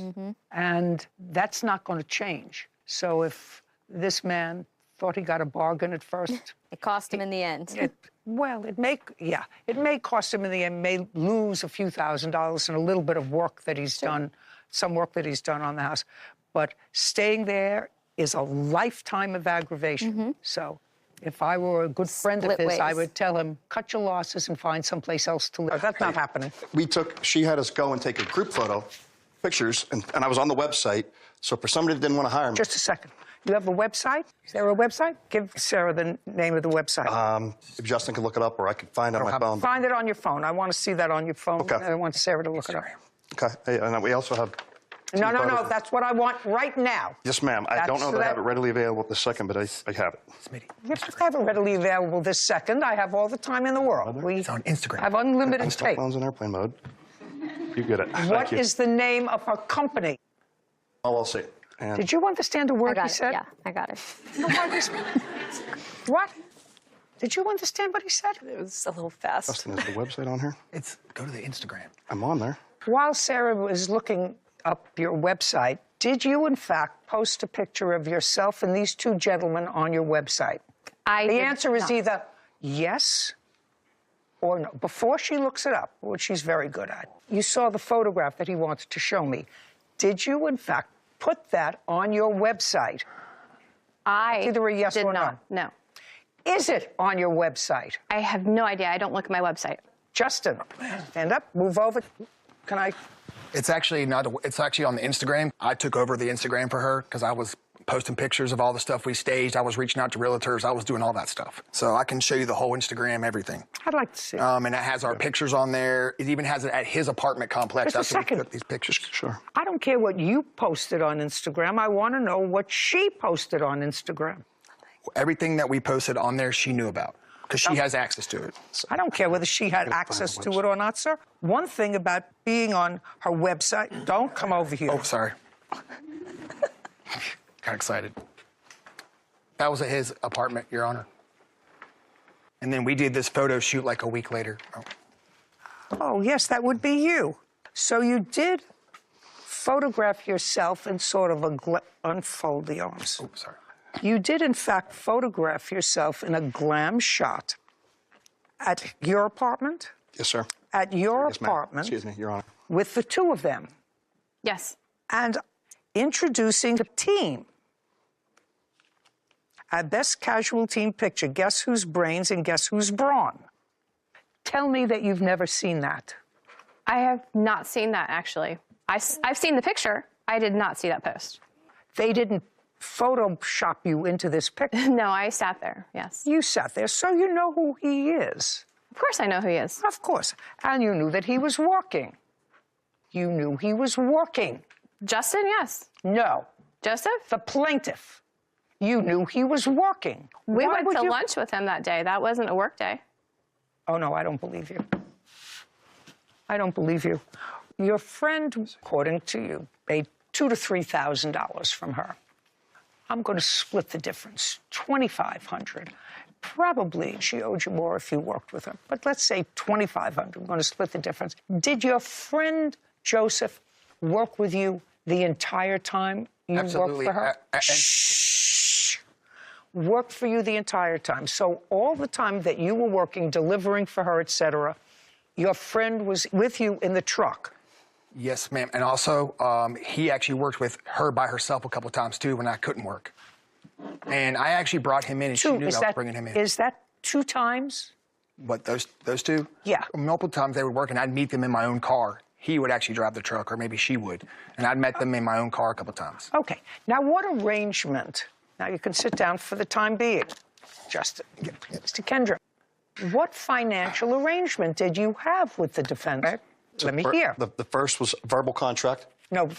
Tell me what it was. Don't delineate as to what it is. That's for $25 me. an hour initially, starting for just moving furniture. Our relationship grew, and she wanted me to do financial consulting in addition to that, so the relationship grew. I have access to all their tax returns, their website, the bank, and as it proceeded, she was crying on my shoulder about her temporary financial emergency situation and that Justin wasn't going to get paid. She had just hired another employee or an independent contractor who has a family, responsibilities, and he quit his other job to come work for her on one of her job sites. He was going to leave after a week or two because he wasn't getting paid. It's bigger than just me. There's other people that were relying on her. So for me, I had already put in 230 hours, and I was trying to do the right thing.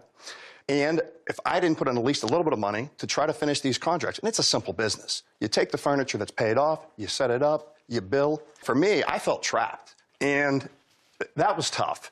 But then I ended this, and this is the hardest part for me, was when we went to her house and we found out that she's neglecting and abusing a dog that was left in a cage all day, every day. And Justin will tell you, at that point, I said enough is enough, and I severed the relationship. I want to see what expenses you paid for the business. Yes, ma'am. And I did find her LLC. It was filed in 2020. And When was the last time she filed tax returns? Do you know? Under the FEI or the EIN number, it says applied for, but there's no date or EIN number, so I'm not sure. So she never got an EIN number? According to this, no. It says that the status is active, and it has a document number, but she never got a tax identification number? Not according Did to you file the tax website. returns in March? I file them every year. Did you file tax returns by March 15th of this year? Not this year yet. We filed an extension. Give me the name of your accountant. I don't have it readily available right now. Just a second. Give me the name of your accountant. Get it. It's in your phone. I don't have it. My business partner has it. I thought you owned the business yourself. Who are you? I am Paula Heckenist. I met her doing Just a hair and second. makeup. Do you work for her? Yes. Stand. Spell your last name. Heckenast. First name? Paula. When did you start to work for Miss Sanderson and doing what? About a year ago, she hired my company, City Lights Beauty Agency, to do her hair and makeup for a wedding. And I have been her hair and makeup artist for various events and photo shoots since. And I've been around for all of this nonsense. I'm curious. So you don't work for her. You do her hair. And makeup, yes. And makeup. Correct. I have a lot of people that have been doing that job for years. As you see, no one terribly effectively because, look at this. You can always hire me. I wouldn't do that on a bet. I want to know how she pays you. Cash. How much did she pay you in the last year in cash? It's about $300 a pop, so maybe $3,000. Did she 1099 you in January? No. Of course not. Now you can sit down. Okay. So you don't have a tax ID number so that you can't file tax returns without a tax identification number? I do have one. Give it to Sarah. This page was only updated January 18th of this year, so if it came sometime after that, it's possible. January 18th of this year. Is that This when you page. got a tax ID number? Negative. Okay. The date is January 13th of 2021. Did you file tax returns for 2022? Yes. How much did you earn in 2022? I don't have that information available right now. Generally, this is your only source of income, is that right? I don't take a paycheck. How do you support yourself? I have alimony. Do you know that I don't believe you? You do understand that? I'm telling the truth, Your Honor. Yeah. You paid Justin August 3rd $1,400. You paid Justin $1,000. You paid Justin $330. You paid Justin $2,000. That's according to pay request. Now, my question to you, Justin, is 14, 24, 34, 44. She paid you about $5,000. That sound familiar to you? Yeah, that's better. Yep. Not 2 or 3. Right. Okay. Is that correct? Plus another $2,000 that he took. $2,000 he took from where? From a job that he sold. He took the check from the client. No, it was $1,500 that I did. Just a second. Was it anything, Justin, in addition to the $5,000, did you take another check from a client? It was the $1,500 that the stage that I sold, that I called in, I got it all. And used her furniture Whatever for it is, right? how much an hour were you earning, Justin? $25 an hour. And Your Honor, there's no way. Oh, sorry. There's no way what? I needed his help. I mean, we were doing. Just a second. I didn't ask you any.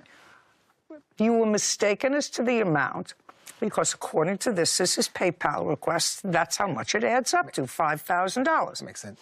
Which you probably owe taxes on, maybe not, if that's your only source of income. You paid Justin $5,000. And Justin says that the plaintiff worked with him on the truck for the entire time. He worked for you, with you, as an independent contractor. You were aware of the fact that he worked on the truck with him. He was earning $25 an hour. So for $50 an hour, you were getting a mover and a driver to move your stuff. Only I didn't hire Joseph. Well, that certainly is a nice picture of you with the team. That wasn't us working that day. I wouldn't be dressed in heels or a dress staging a home. Madam, because you don't declare any money from this business that's clearly running cash, you don't think that I think that you worked for nothing for the past 3 years.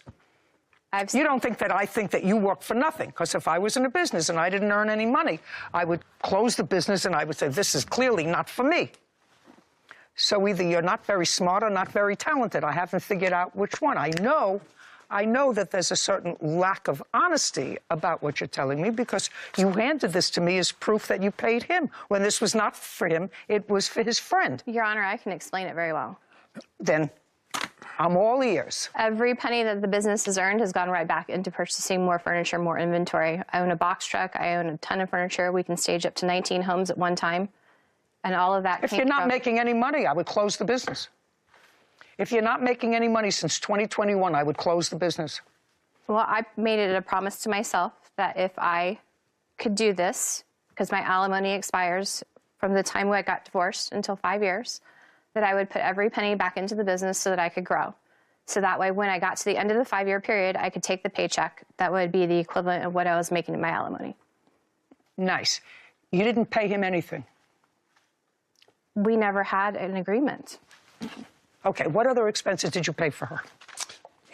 You have the one sheet, and here's the other. Those are. Talking about the U-Haul and everything. Yeah, things like the U-Haul, business lunches. I have it even categorized. She was in the U-Haul. Here a little easier, but my unpaid labor.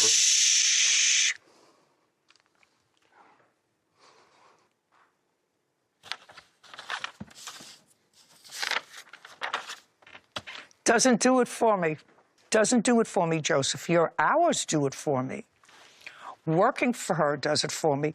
Going out to a restaurant to arrange for a telemarketing conference doesn't do it for me. Happy hour doesn't do it for me. I have videos from that day as well. Out. What is that? Kevin, wake up. I put her out. This way, please. Okay.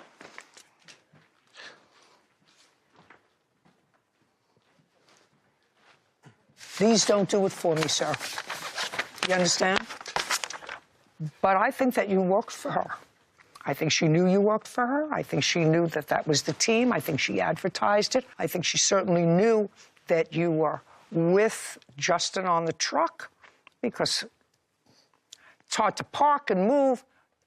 In any event, I believe she knew you were working for her. I also believe that the defendant is a little bit slippery. Who's... He's a handyman. He owns his own business. Did he work for you for a while? He never worked for me. He was hired by the homeowners. What homeowners? The homeowners of the homes that needed work on them. I think you're slick. When does your alimony stop? 3 more years. Oh, well, so you're going to go 3 more years without drawing any money from this company? That's a real problem. Who's your partner? Is he a financial partner or is he a working partner? He's a silent partner. He's a silent partner because? He put in money in the beginning. How much did you put in? I did not put any in. How much of the LLC do you own? I own 75%. He owns 25%. Judgment for the plaintiff in the amount of $5,000. We're finished here. Thank you very much. We're done. This court is adjourned.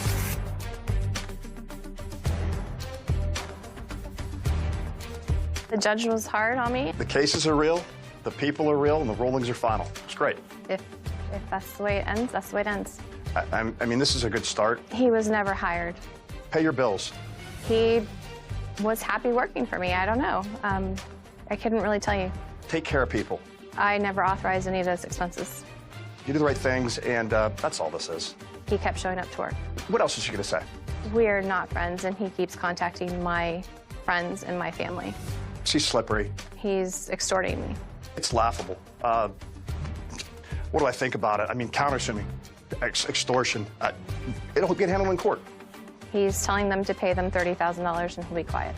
Meaning, we clearly work for her. Why do I can show you all her tax returns. She has me on the truck. She had me doing financial consulting. She has nothing. There's no other evidence. There's no other answer she could possibly give than to just deny that. He's saying that he can go to the IRS on me. And at the end of the day, we were just trying to do the best we could to help her business. I wish I never had him around. Pay your bills, do the right things, and I'm glad part of this is behind me. You know, I sort of got the feeling that they were 3 slicksters. But there is no question that the plaintiff did, in fact, work for her, worked for her with Justin. She clearly knew that he was working with Justin. He's not a charity. Of the 3 of them, I think she's slicker than those 2 brains maybe put together. And on paper, maybe we thought it was all 3 of them, but by the end of it, the plaintiff and his witness seemed more credible, but more outraged by what she was doing to not only them and their other employees, but also this kind of dog that was in the mix. I think that was they most offended by their treatment of that, by her treatment of the animal. But I did think they were credible. He obviously did the work. I agreed with you about, you know, some of the dinners. Scott, thank you. You're welcome. Miss Scott, this is your sister. That's correct. Older, younger? Older. She's married. That's correct. She called you and told you that she suspected her husband was cheating. That is correct. When did she call and tell you this? The text messages that I have were February 3rd. Of what year? This year, Your Honor. Anyway, she said she suspected her husband of cheating, and she asked you if you would come over with your car to take her to track him down, because her husband and this other woman, she thought, were driving in the family car, hers and her husband's, so she didn't have a car. Is that right? That's correct. So you dropped everything and you went over to her house. How long did it take you to get there? Probably about 15 minutes, not that long. We live about 10 minutes, 15 minutes across the bridge from each other. And when you got to her house, was she outside? Was she inside? She was outside waiting for my niece, that's right here today, to come back home. Her daughter? Yes, she was outside. We couldn't go anywhere. How old are you? 16. Anyway, she hopped in your car, and at that point, she was in the passenger seat. Yes. So you picked her up and started driving to where she thought you might find her husband, the girlfriend, and her car. Yes, Your Honor. Did she find them? Not right away. She gives this address on her phone. She said, we're going to go here. This is where the car should be parked up at. We get to this address. We're looking around probably about 15 to 25 minutes or You're so. driving around? No, we parked the car. Oh, you parked the car? Mm-hmm. Okay. And you were walking around? Yes. Just the 2 of you? No, she had a friend. I don't know the friend. She had a friend with you? The friend met us there. Had you called your friend? Yes, I did. And told her where to meet you? Yes. The friend was female? Yes. So now the three females are walking around this neighborhood. What time was this? At this point, probably 12:25, I want to say, in the morning. So now you're walking around a dark neighborhood, the three of you, looking for a car that your sister thought was occupied by her husband and this woman. Yes. So tell me what happened. We are looking for the car. We're walking around. We don't see the car. She's frantic, agitated because of the situation. Do you remember what she was saying to you? She's saying she couldn't believe he was doing this to her. That the time they spent together, him lying, saying that he was working overtime, and that wasn't the case. He was having an affair with this woman that he works with at his job. We went to basically what she told me was to just go retrieve the car. I asked her, you sure you just don't want to go about this the right way? Like court proceedings, divorce, however you may go about it. I don't, me and her is exchange. We only really recently started talking again because our mother passed away. Well, did she tell you what she intended to do if she found them? She wanted to take her car back. She had the spare key, and I was under the impression that I was just taking her to go get the vehicle. Nothing crazy happens. Okay. You were under the impression that the car was going to be empty? Yes, she told me, he dropped the car off at the female's house. And he was in the house? That's allowed. Yeah. Shh. You'll have a chance. So you thought that the car was parked? On the block, yes. Okay, and? So once we get there, we're looking around, no car is visible. She's now calling her stepdaughter, which is her husband's oldest child, to figure out where he's at because she hasn't talked to her husband. The stepdaughter's telling her, I don't want to tell you because I don't want to get in trouble with my father. She's trying to, just tell me the right address because we're under the impression, if you're saying that the car was here because this is where the female lives and we don't walk around, we can't find the car. Okay. Do you have the wrong address? So? We leave outside of the building, continue to walk around. What building? Of wherever that female lives. Did you go into that building? Yes, we went into the building. So what did you do when you walked into the building? I guess she was trying to see if she can hear her husband's phone calling him to verify if he was on location. How big a building? Probably about 5 floors, 5, 6 floors. Did you go up the elevator? She took the elevator up. Did you go with her? Me, her, and her friend was with her. That is correct. So you were all together? Yes. You were all together trying to listen for a phone going off. Did you go all 5 floors? No. She went to one specific floor. Okay.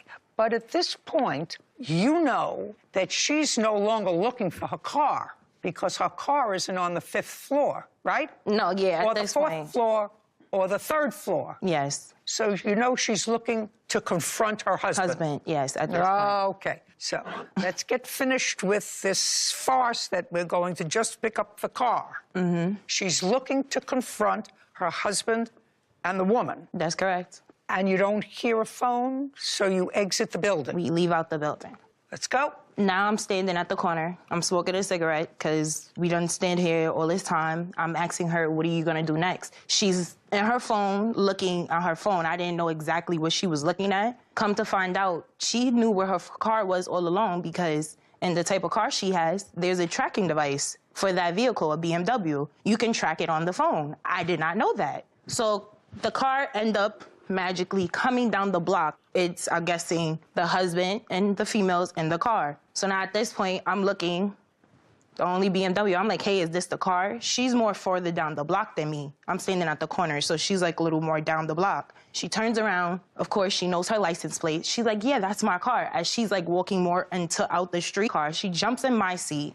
I'm in the passenger. We're chasing this car now about 3-4 blocks on. The car, I don't know if it was intentionally because, she was agitated. She was angry at the situation that was going on. She crashes into the back of her vehicle and my car.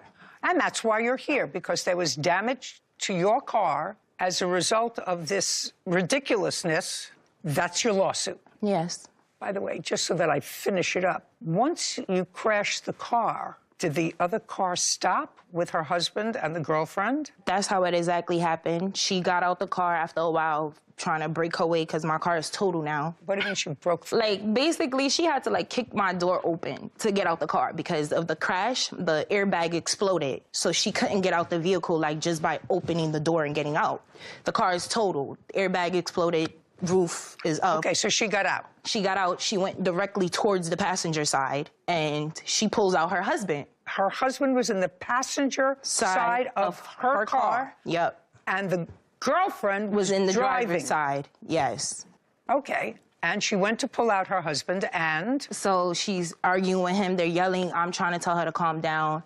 He's trying to tell her to calm down. It turns into like a little scuffle between them. I don't really get into it because it wasn't really a scuffle. It was more of him like, you know, trying to hold her and I guess explain himself or try to talk through the situation, whatever was going on. At this point in time now, she's arguing with me because I'm trying to tell her, like, you know, there's a whole accident here. We need to leave, you feel me, because the cops are gonna come, it's gonna look bad. She's telling me she wants to stay because she works with the law enforcement. So she wants to put the report in that the car was stolen because of the situation with the girlfriend. I leave with my vehicle. I'm telling her to just come with me, though, because I leave with my vehicle. You left with a total vehicle? Just a second.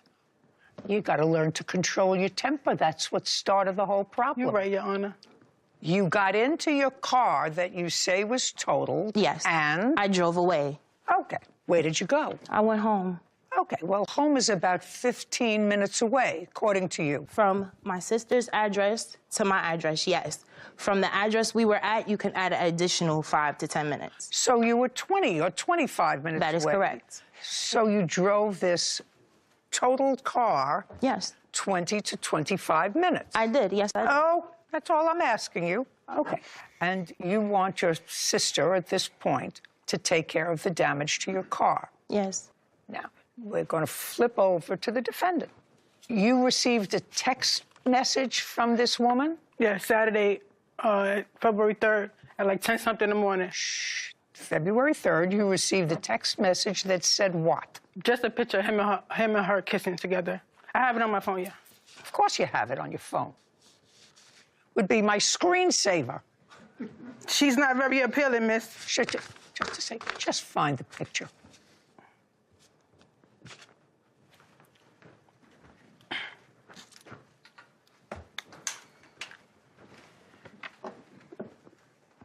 Oh, and the idiot who's taking this picture of them kissing, I assume that's your husband. Unfortunately. Good. Returned.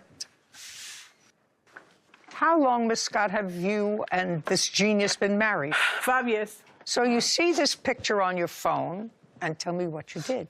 I go to him and I'm showing him a picture. Just a second. So he was home when you got the picture? Yes. At what time was it? Like 10-something in the morning. What day of the week was it to you? Saturday morning. So nobody was working? No. So Saturday morning, you show him this picture, and he says? He's like, Lee, can I talk to you? Because, you know, I'm just red. So he's like, can I talk to you? Can we go outside? Because I don't want to argue in front of the kids. So we go outside. So he's confessing, but he's really not saying who the lady is. But he's basically still lying about the whole thing. How did he explain the picture? What did he say about the picture? He just said that was his friend. Friend from where? He wouldn't ever tell me. I found out now that I got arrested. Who got arrested? I got arrested. When? That night. What did you get arrested for? I got arrested because my sister beat up the girl. The police wanted me to tell my sister to come back, and I said no. So they said, you getting arrested because she does have bruises on her. So I got arrested for it. Okay. Your sister wasn't arrested? No, because I refused to even say that was my sister, to save her. Shh, just a second. What happened with that case? I'm still fighting the case right now. So you have a criminal case pending against you? Yes. With regard to this incident? Yes. Well, then I'm not going to take any more testimony from you because your lawyer would not like that. I told my lawyer I was coming on the show. I don't care. Your lawyer would not like that. And unless you give me your lawyer's number, I could do that. And Sarah will call the lawyer. Phone number. Phone number is 917. Sarah, you know what to ask her? No, what do you want me to? Tell her that we're here. Mm-hmm. We're trying this civil case. Yeah. But the civil case is going to go into the details of what happened on February 3rd and February 4th of this year. I've told her client that I am not comfortable proceeding taking her testimony because that testimony can be used during the course of a criminal proceeding. She has told me that her lawyer is perfectly comfortable with her speaking to me and have a clear, recorded conversation with her about whether or not she has advised her client that she can testify today truthfully to the events of February. What's the name of the law firm? I don't know. Have you paid them any money? No, it's a public defender. Public defender where? In the Bronx County. Is it public defender? Is it legal aid? Is it... Legal Aid Society. Legal Aid Society in the Bronx? I believe so. What do you mean you believe so? I believe so, Your Honor. I don't know. Well, you have to understand that I am not going to allow you to testify any further with regard to what happened on February 3rd and February 4th without first confirming with an attorney that the attorney is dumb enough to say to you, go appear on national television while an assault charge is still pending against you in the Bronx, okay? So I'm not going to ask you any further questions. What I'm going to do is to paraphrase from your sworn statement, which in sum and substance says that the plaintiff was driving the car, not you. While she was driving her own car, she slammed into your car, which had in it your husband and his girlfriend. And then she backed up and rammed into your car again. Now, you have a counterclaim. Let's see what your counterclaim is for $7,500 for damage she caused to your vehicle. She's suing you for $7,500 for damage that she claims you caused to her vehicle. I don't have to see anything. You're going to show me that she confessed? Oh. You're going to show me pictures? Let me tell you that this is one of those cases where I'm going to quote somebody many years ago who said, a pox on both your houses. Because there's no question that you were an active participant, madam, so I don't have to consider her. She's done. Her counterclaim is dismissed for all purposes. She went crazy that night. She involved you, she involved another friend, and I don't care if this car, which may or may not be in your name, may or may not be jointly owned, I don't give a rat's behind. That's not the way you deal with a matrimonial case. Deal with a matrimonial case and hiring an investigator or a lawyer and getting out. You don't involve all these people in a midnight search for your husband and his girlfriend, which, by the way, according to you, included trespassing in a 5-story building and going floor to floor, listening for a phone so that you could do... Just a second. I told you, say nothing. We didn't go to every floor, Your Honor.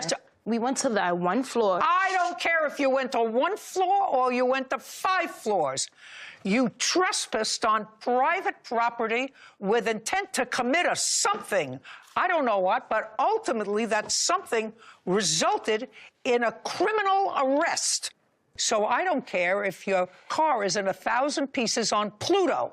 Keep your nose out of other people's business. She called me. I wasn't in her business. I didn't know what was going on with her husband. Listen. Until after. Listen, madam. You knew exactly what you were doing. You told me exactly what you did. You told me that you got into your car, went to her house to pick her up, to go in search of her car. That's what you originally told me. There's no question you didn't think that her car was on the 1st floor of a 5-story building in the Bronx. You didn't think a car was there, that they drove up the 5, so you were no longer looking for the car. And you understood exactly what was going on. You even said to me, I try to tell her this is not the way to do it. Didn't you? When we was there, yes. Just I was a second. Like, calm down. Is that what she said? Go back, if you can. I tried to tell her. I tried to discourage her. Don't speak. That's what I have Whitney for. Ridiculousness. She said, I asked her, are you sure you don't want to go about this? Or you want to go about this the right way? Court proceedings? Yeah, that's divorce, go about it. Just a second. We left out the building to calm her down so we can leave. So then you leave.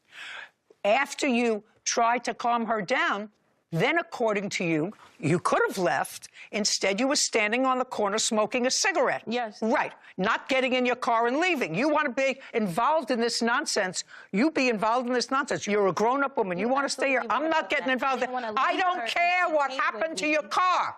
You're right. Your fault. Courts don't help people who get involved with this kind of nonsense, which ultimately, I assume, involved somebody, and I don't want to go any further, getting hurt enough so that there was an arrest for assault. Nobody got hurt. You're an idiot. Your case is dismissed. Counterclaims dismissed. Goodbye. This court is adjourned.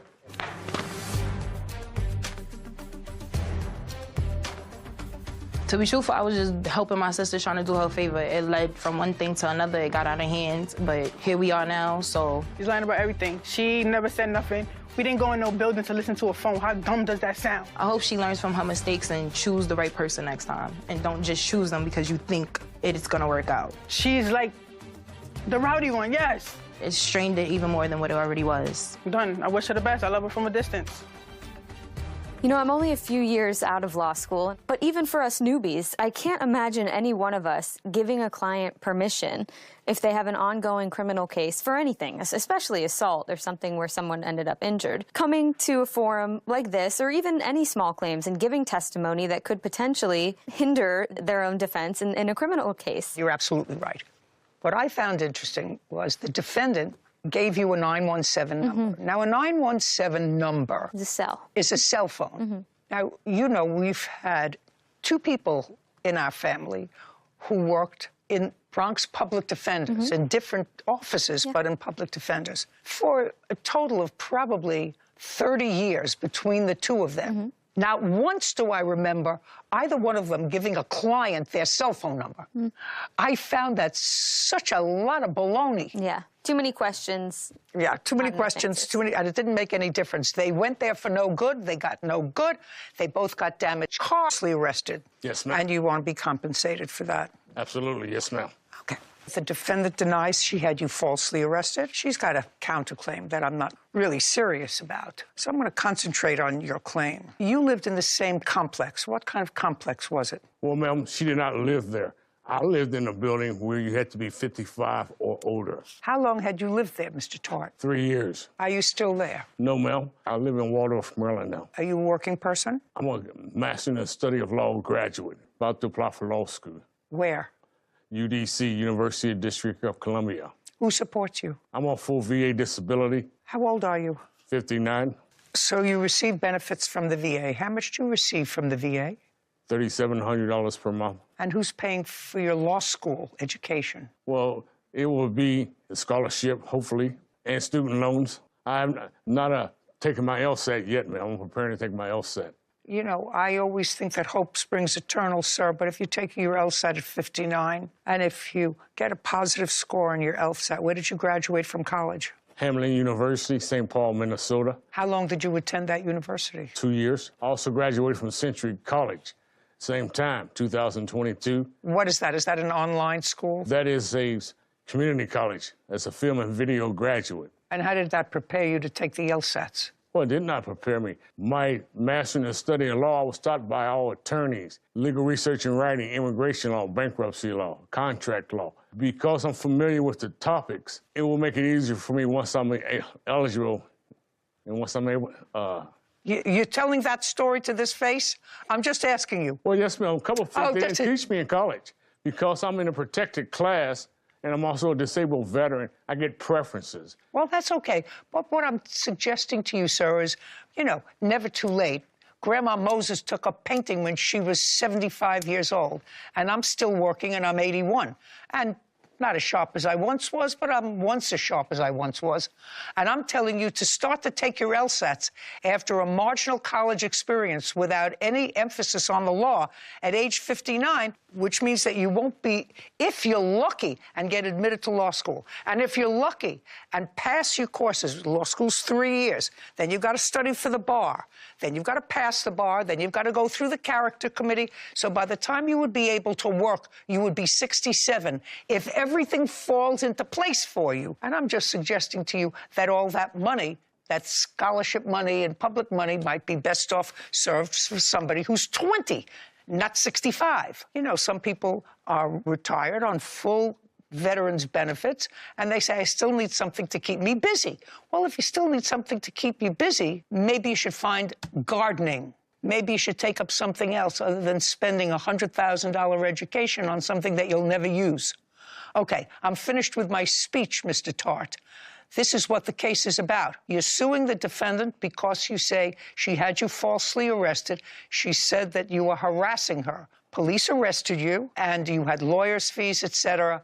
Ultimately, the case against you was over. I don't know how it was over. You're going to show me. The defendant says that you were a problem, that you were constantly drunk, that you did, in fact, harass her. And your arrest was not about harassment. It was for being publicly intoxicated. That's what you say in your answer. Is that correct? That's correct. You say that this happened in August of 2022. Yes, ma'am. August what? August 22nd. Okay, you have something to demonstrate that to me? I do. I have the police report. I'd like to see it.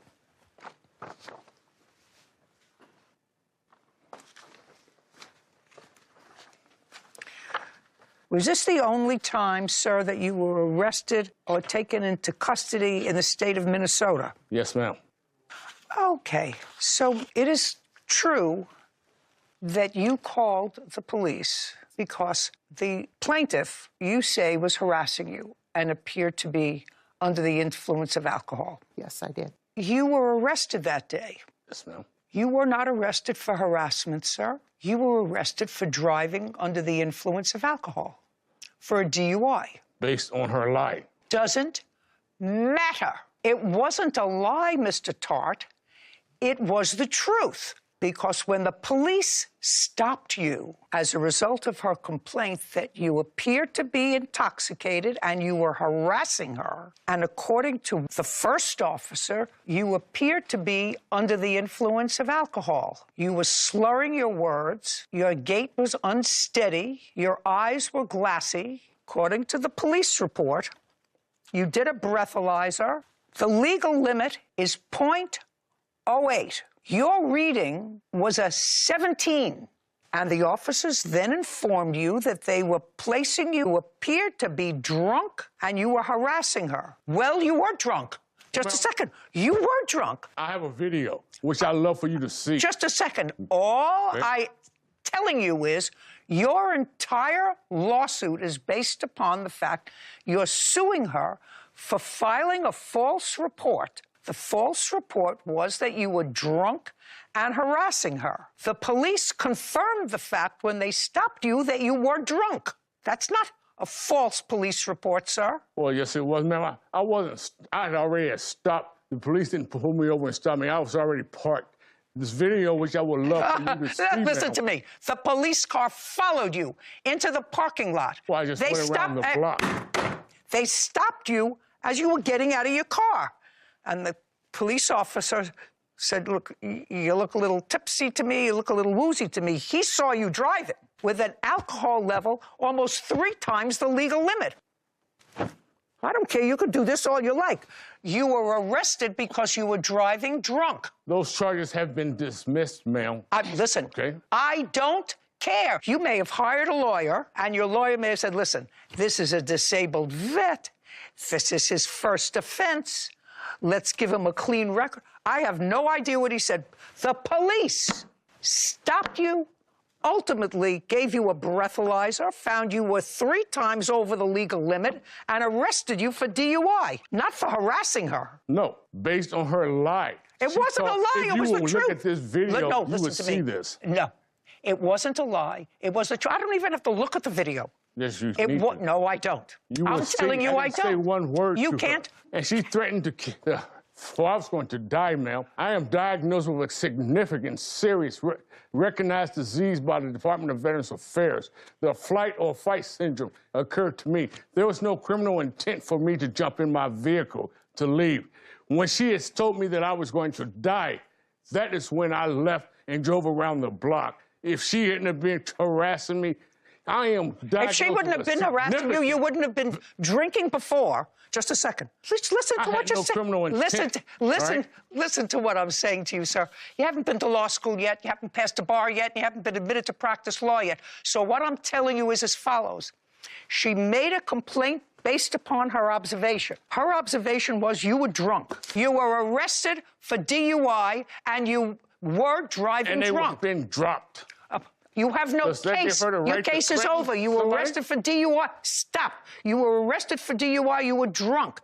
I don't know when the last time is that you had a drink, but certainly you had a drink on August 22nd and got behind the wheel of a car. Your case is dismissed. We're going to get to your counterclaim.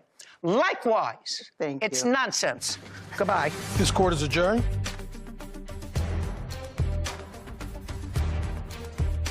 Well, I think it's a rotten decision. Well, I was concerned about, I'm sitting in the parking lot for myself if he hits my car backing up or pulling in forward. She threatened to take my life. I didn't know she had a gun or nothing. I'm a Christian person and I don't have time for killing anybody. She wished that I would have came over to her and I would die that day.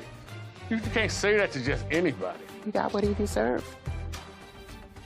That case was actually made so easy by the police report that he had. I could tell the time that you were taking to read it, I knew there had to be something good in there. You know, he wasn't arrested for harassing her. Yeah. He was arrested for drunk driving. For drunk driving. And he was driving drunk. And he was suing her because he was mad that she was the reason he got caught. But people have to realize that is not a cause of action. Maybe once he goes to law school, he'll learn that. Oh, that's very true. Case 3171, Marco Kaiser versus Holcamp. All parties, please come forward. Jacinth McCoo and Luke Kaiser are suing their former friend, Thad Holcamp, for stolen and damaged property after Thad house sat for them. You're a married couple. We are. And the defendant is somebody that you know for a very long time. Yes. From school. Lost touch. According to your complaint, the defendant has several times house and dog sat for you when you were on vacation. According to what I read, he was sort of struggling financially. You have cabin someplace. Where? In southern Missouri, in the mountains. How often do you spend there? Well, we now live there.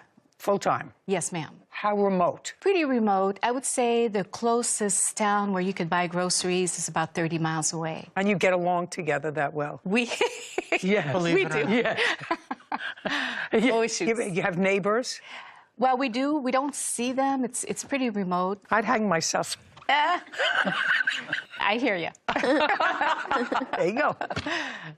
In any event, you asked the defendant to once again house and dog sit for you. You were going for an extended 3-week trip. And he said yes, he did. You came home and were appalled at the condition of your property. Unfortunately. And so you are suing him for not only the half of what you paid him, which was $300, but you want him to be responsible for all the damage to the house. And Mr. Holcamp says, I don't know what happened. Some very bad fairies must have come into your house after I left.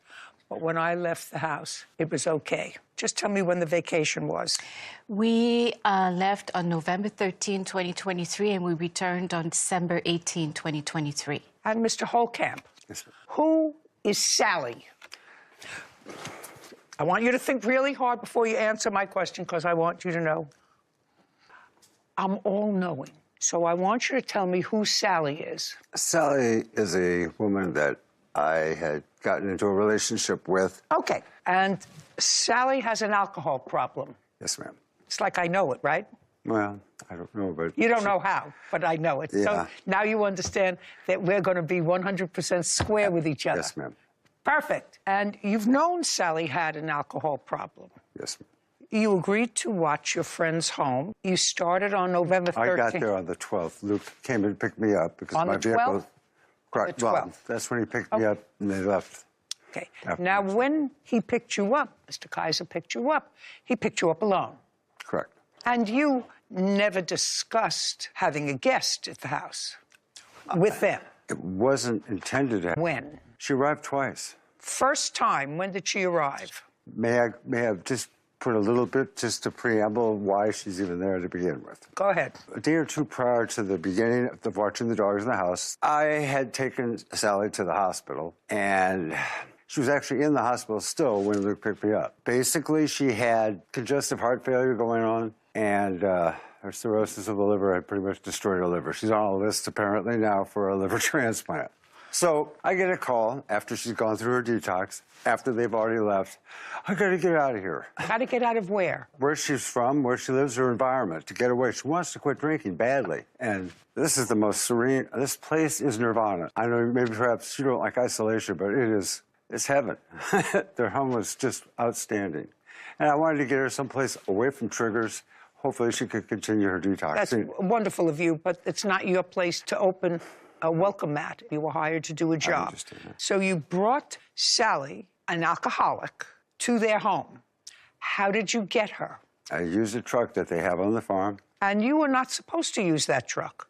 Not for anything, but for only to go for provisioning groceries if you had an emergency, local. It was an emergency to me, Your Honor. Well, Somebody I not loved. just a second. It was an emergency to you, not to them. Correct. And it was important to you, and you would have some company. Your Honor, may I interject? I'm sorry to interrupt. Go. I've had issues with alcohol myself in the past. You don't have to tell me that, sir. She burned all our bridges, and I was it. She better get a good floating device, sir. Yeah. So I can move on with this case quickly because I read your answer, and, you know, your answer was really not truthful because the plaintiffs, and I read in their complaint that there were videos, and I see the screen up here. So I want you to tell me what happened with Sally. So now you've had problems with alcohol. Sally is trying to get off it, but she's already got a destroyed liver on a list waiting for a new one. You went and picked her up in violation of their request that you only use the truck for emergencies. And you go and pick her up, and the two of you get drunk in their house. I don't believe I got drunk. I might have had a drink of wine, ma'am. Okay. I have a beer. So here I'm and going to there. look at this video of their house being destroyed. Is that what I'm going to see? Yes. Okay. Roll tape. Would you like for me to explain while you're rolling? Sure. Here, I call her the homeless woman, is putting a glass top onto a propane fire pit, and it exploded after that. Here she's removing a wind guard around it, and now she's going to be brooming off the thousands of pieces of glass when she put the glass top back on the full propane. Here they went drinking. He's opening up the door. She falls out absolutely dead drunk. As she's doing that, her tights fall down to her knees, exposing her buttocks. And here he is trying to sit her up. She is completely drunk. Of course, he was using our truck to go get drunk in the mountains somewhere. And they're fighting. He's locking the door. She's coming down the side of the kitchen. She's going to have a little fit here. Knocks the barbecue over, kicks the lid. The ashes are all over the wooden deck. This is a 100% wooden house in the mountains. So fire is always a problem. Here, I'm not sure exactly what she's holding in her right hand. Looks to me like a handgun. In her left hand, it's her phone. He is filming her because they were having issues together. Why were you filming her? To show her what she's doing. Blackout. Blackout? Too many times she's been like that, and she doesn't believe it. She did that. And okay, do you have photographs of the damage? Yes. May I see them? Sure, absolutely. May I approach or give this to the bailiff? Well, here's the car. Okay, so they are photographs. Yeah, they're photographs on everything. That's just one issue. What'd you do to the ATV? the ATV has a windscreen that opens up. It clipped the tree and popped the little rivet or bob that holds. Who was in it? Myself and Sally. So far, you do know you're responsible for all this damage. The dogs could not have done the damage on the ATV, that's correct. And they did not do the damage on the truck. I may explain the truck, how it happened or anything. Well, they didn't drive the truck. No, ma'am, they did not. And I assume you're not suggesting that the dogs peed on the mattress. I believe that was a spilled drink, actually. The dog wasn't drinking. No. So far, you are responsible for all this damage.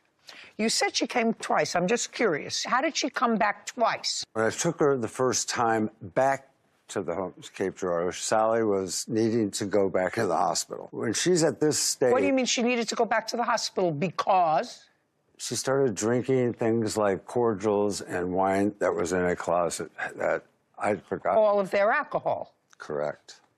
What you say in your answer is, the house was fine when I left. That's not true. No. I have no idea what happened to the home. Also not true. Maybe someone broke into the house after I left and trashed the place. Either possibility is that their two unruly, poorly trained dogs did the damage. Either way, it wasn't me. So that's all baloney. That's nice. And the maximum in your small claims court is $5,000. Right. Well, certainly, you and Sally did more than $5,000 worth of damage to the plaintiff's home. I mean, what were you thinking? If I believed you the first time you saw Sally take a drink, you should have put her in the truck and taken her home. What you did was you took her out drinking, and she blacked out. You had to cart her out of the truck. I couldn't lift her. She should have not been there unless you were sort of happy with the company. If you were sort of happy with the company, so drunk or sober, you were happy. It didn't make much difference, so she stayed. When you think with another organ other than your brain, then sometimes it costs you. This one's going to cost you $5,000. Just for the plaintiff, we are finished. Thank you very much. Thank you. This court is adjourned. The judge's decision was correct. I mean, I just couldn't believe when we walked in and our house was completely destroyed. I was in love with a girl and I did what I thought was right for her to get her out of triggering situations, and it blew up. You should have seen some of the other videos. You didn't see none of it. Yeah. I thought it was the right thing to do to help somebody I love. A very tough lesson to learn, and be careful when you go out of town. Make sure you know your friends and who they are and what they can do. References. Yeah. Only have one thought after that case, which is he was almost sobering enough for me to give up my 2 happy glasses. And here's the good decision of Pakistan in the history of US, America, and Britannia and Korea, and the decision of people of his the gone of erosion in the country of his Babylon in Pakistan, in USA. The gold means in the pattern of people. Yes, the gone is the very, very, very, very, very nice people. Need to go to you in the study of US University and the best university in world. US and New York City is the very best in world. To the me go in the 500 Kulliyat in the study of Pakistan, US. Of the hero team, good decision in the world of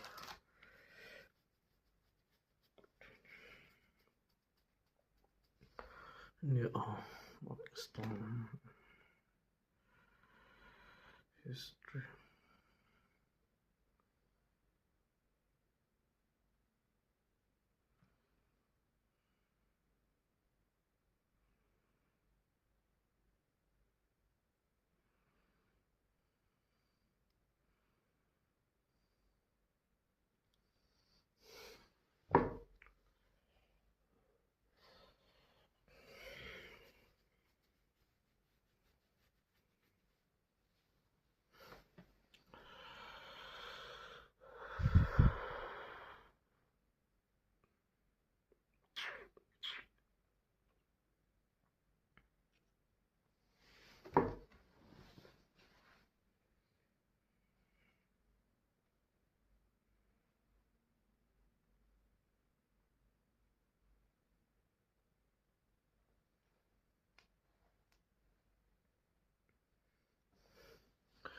The study involved of his own in Pakistan, US, and the Margaret of Dandara and Shane Watson and the Bradley and Gutson in the wild of Tunis in Britannia, in Korea, in Shimali Korea and Janubi Korea, and US America is the best country in world.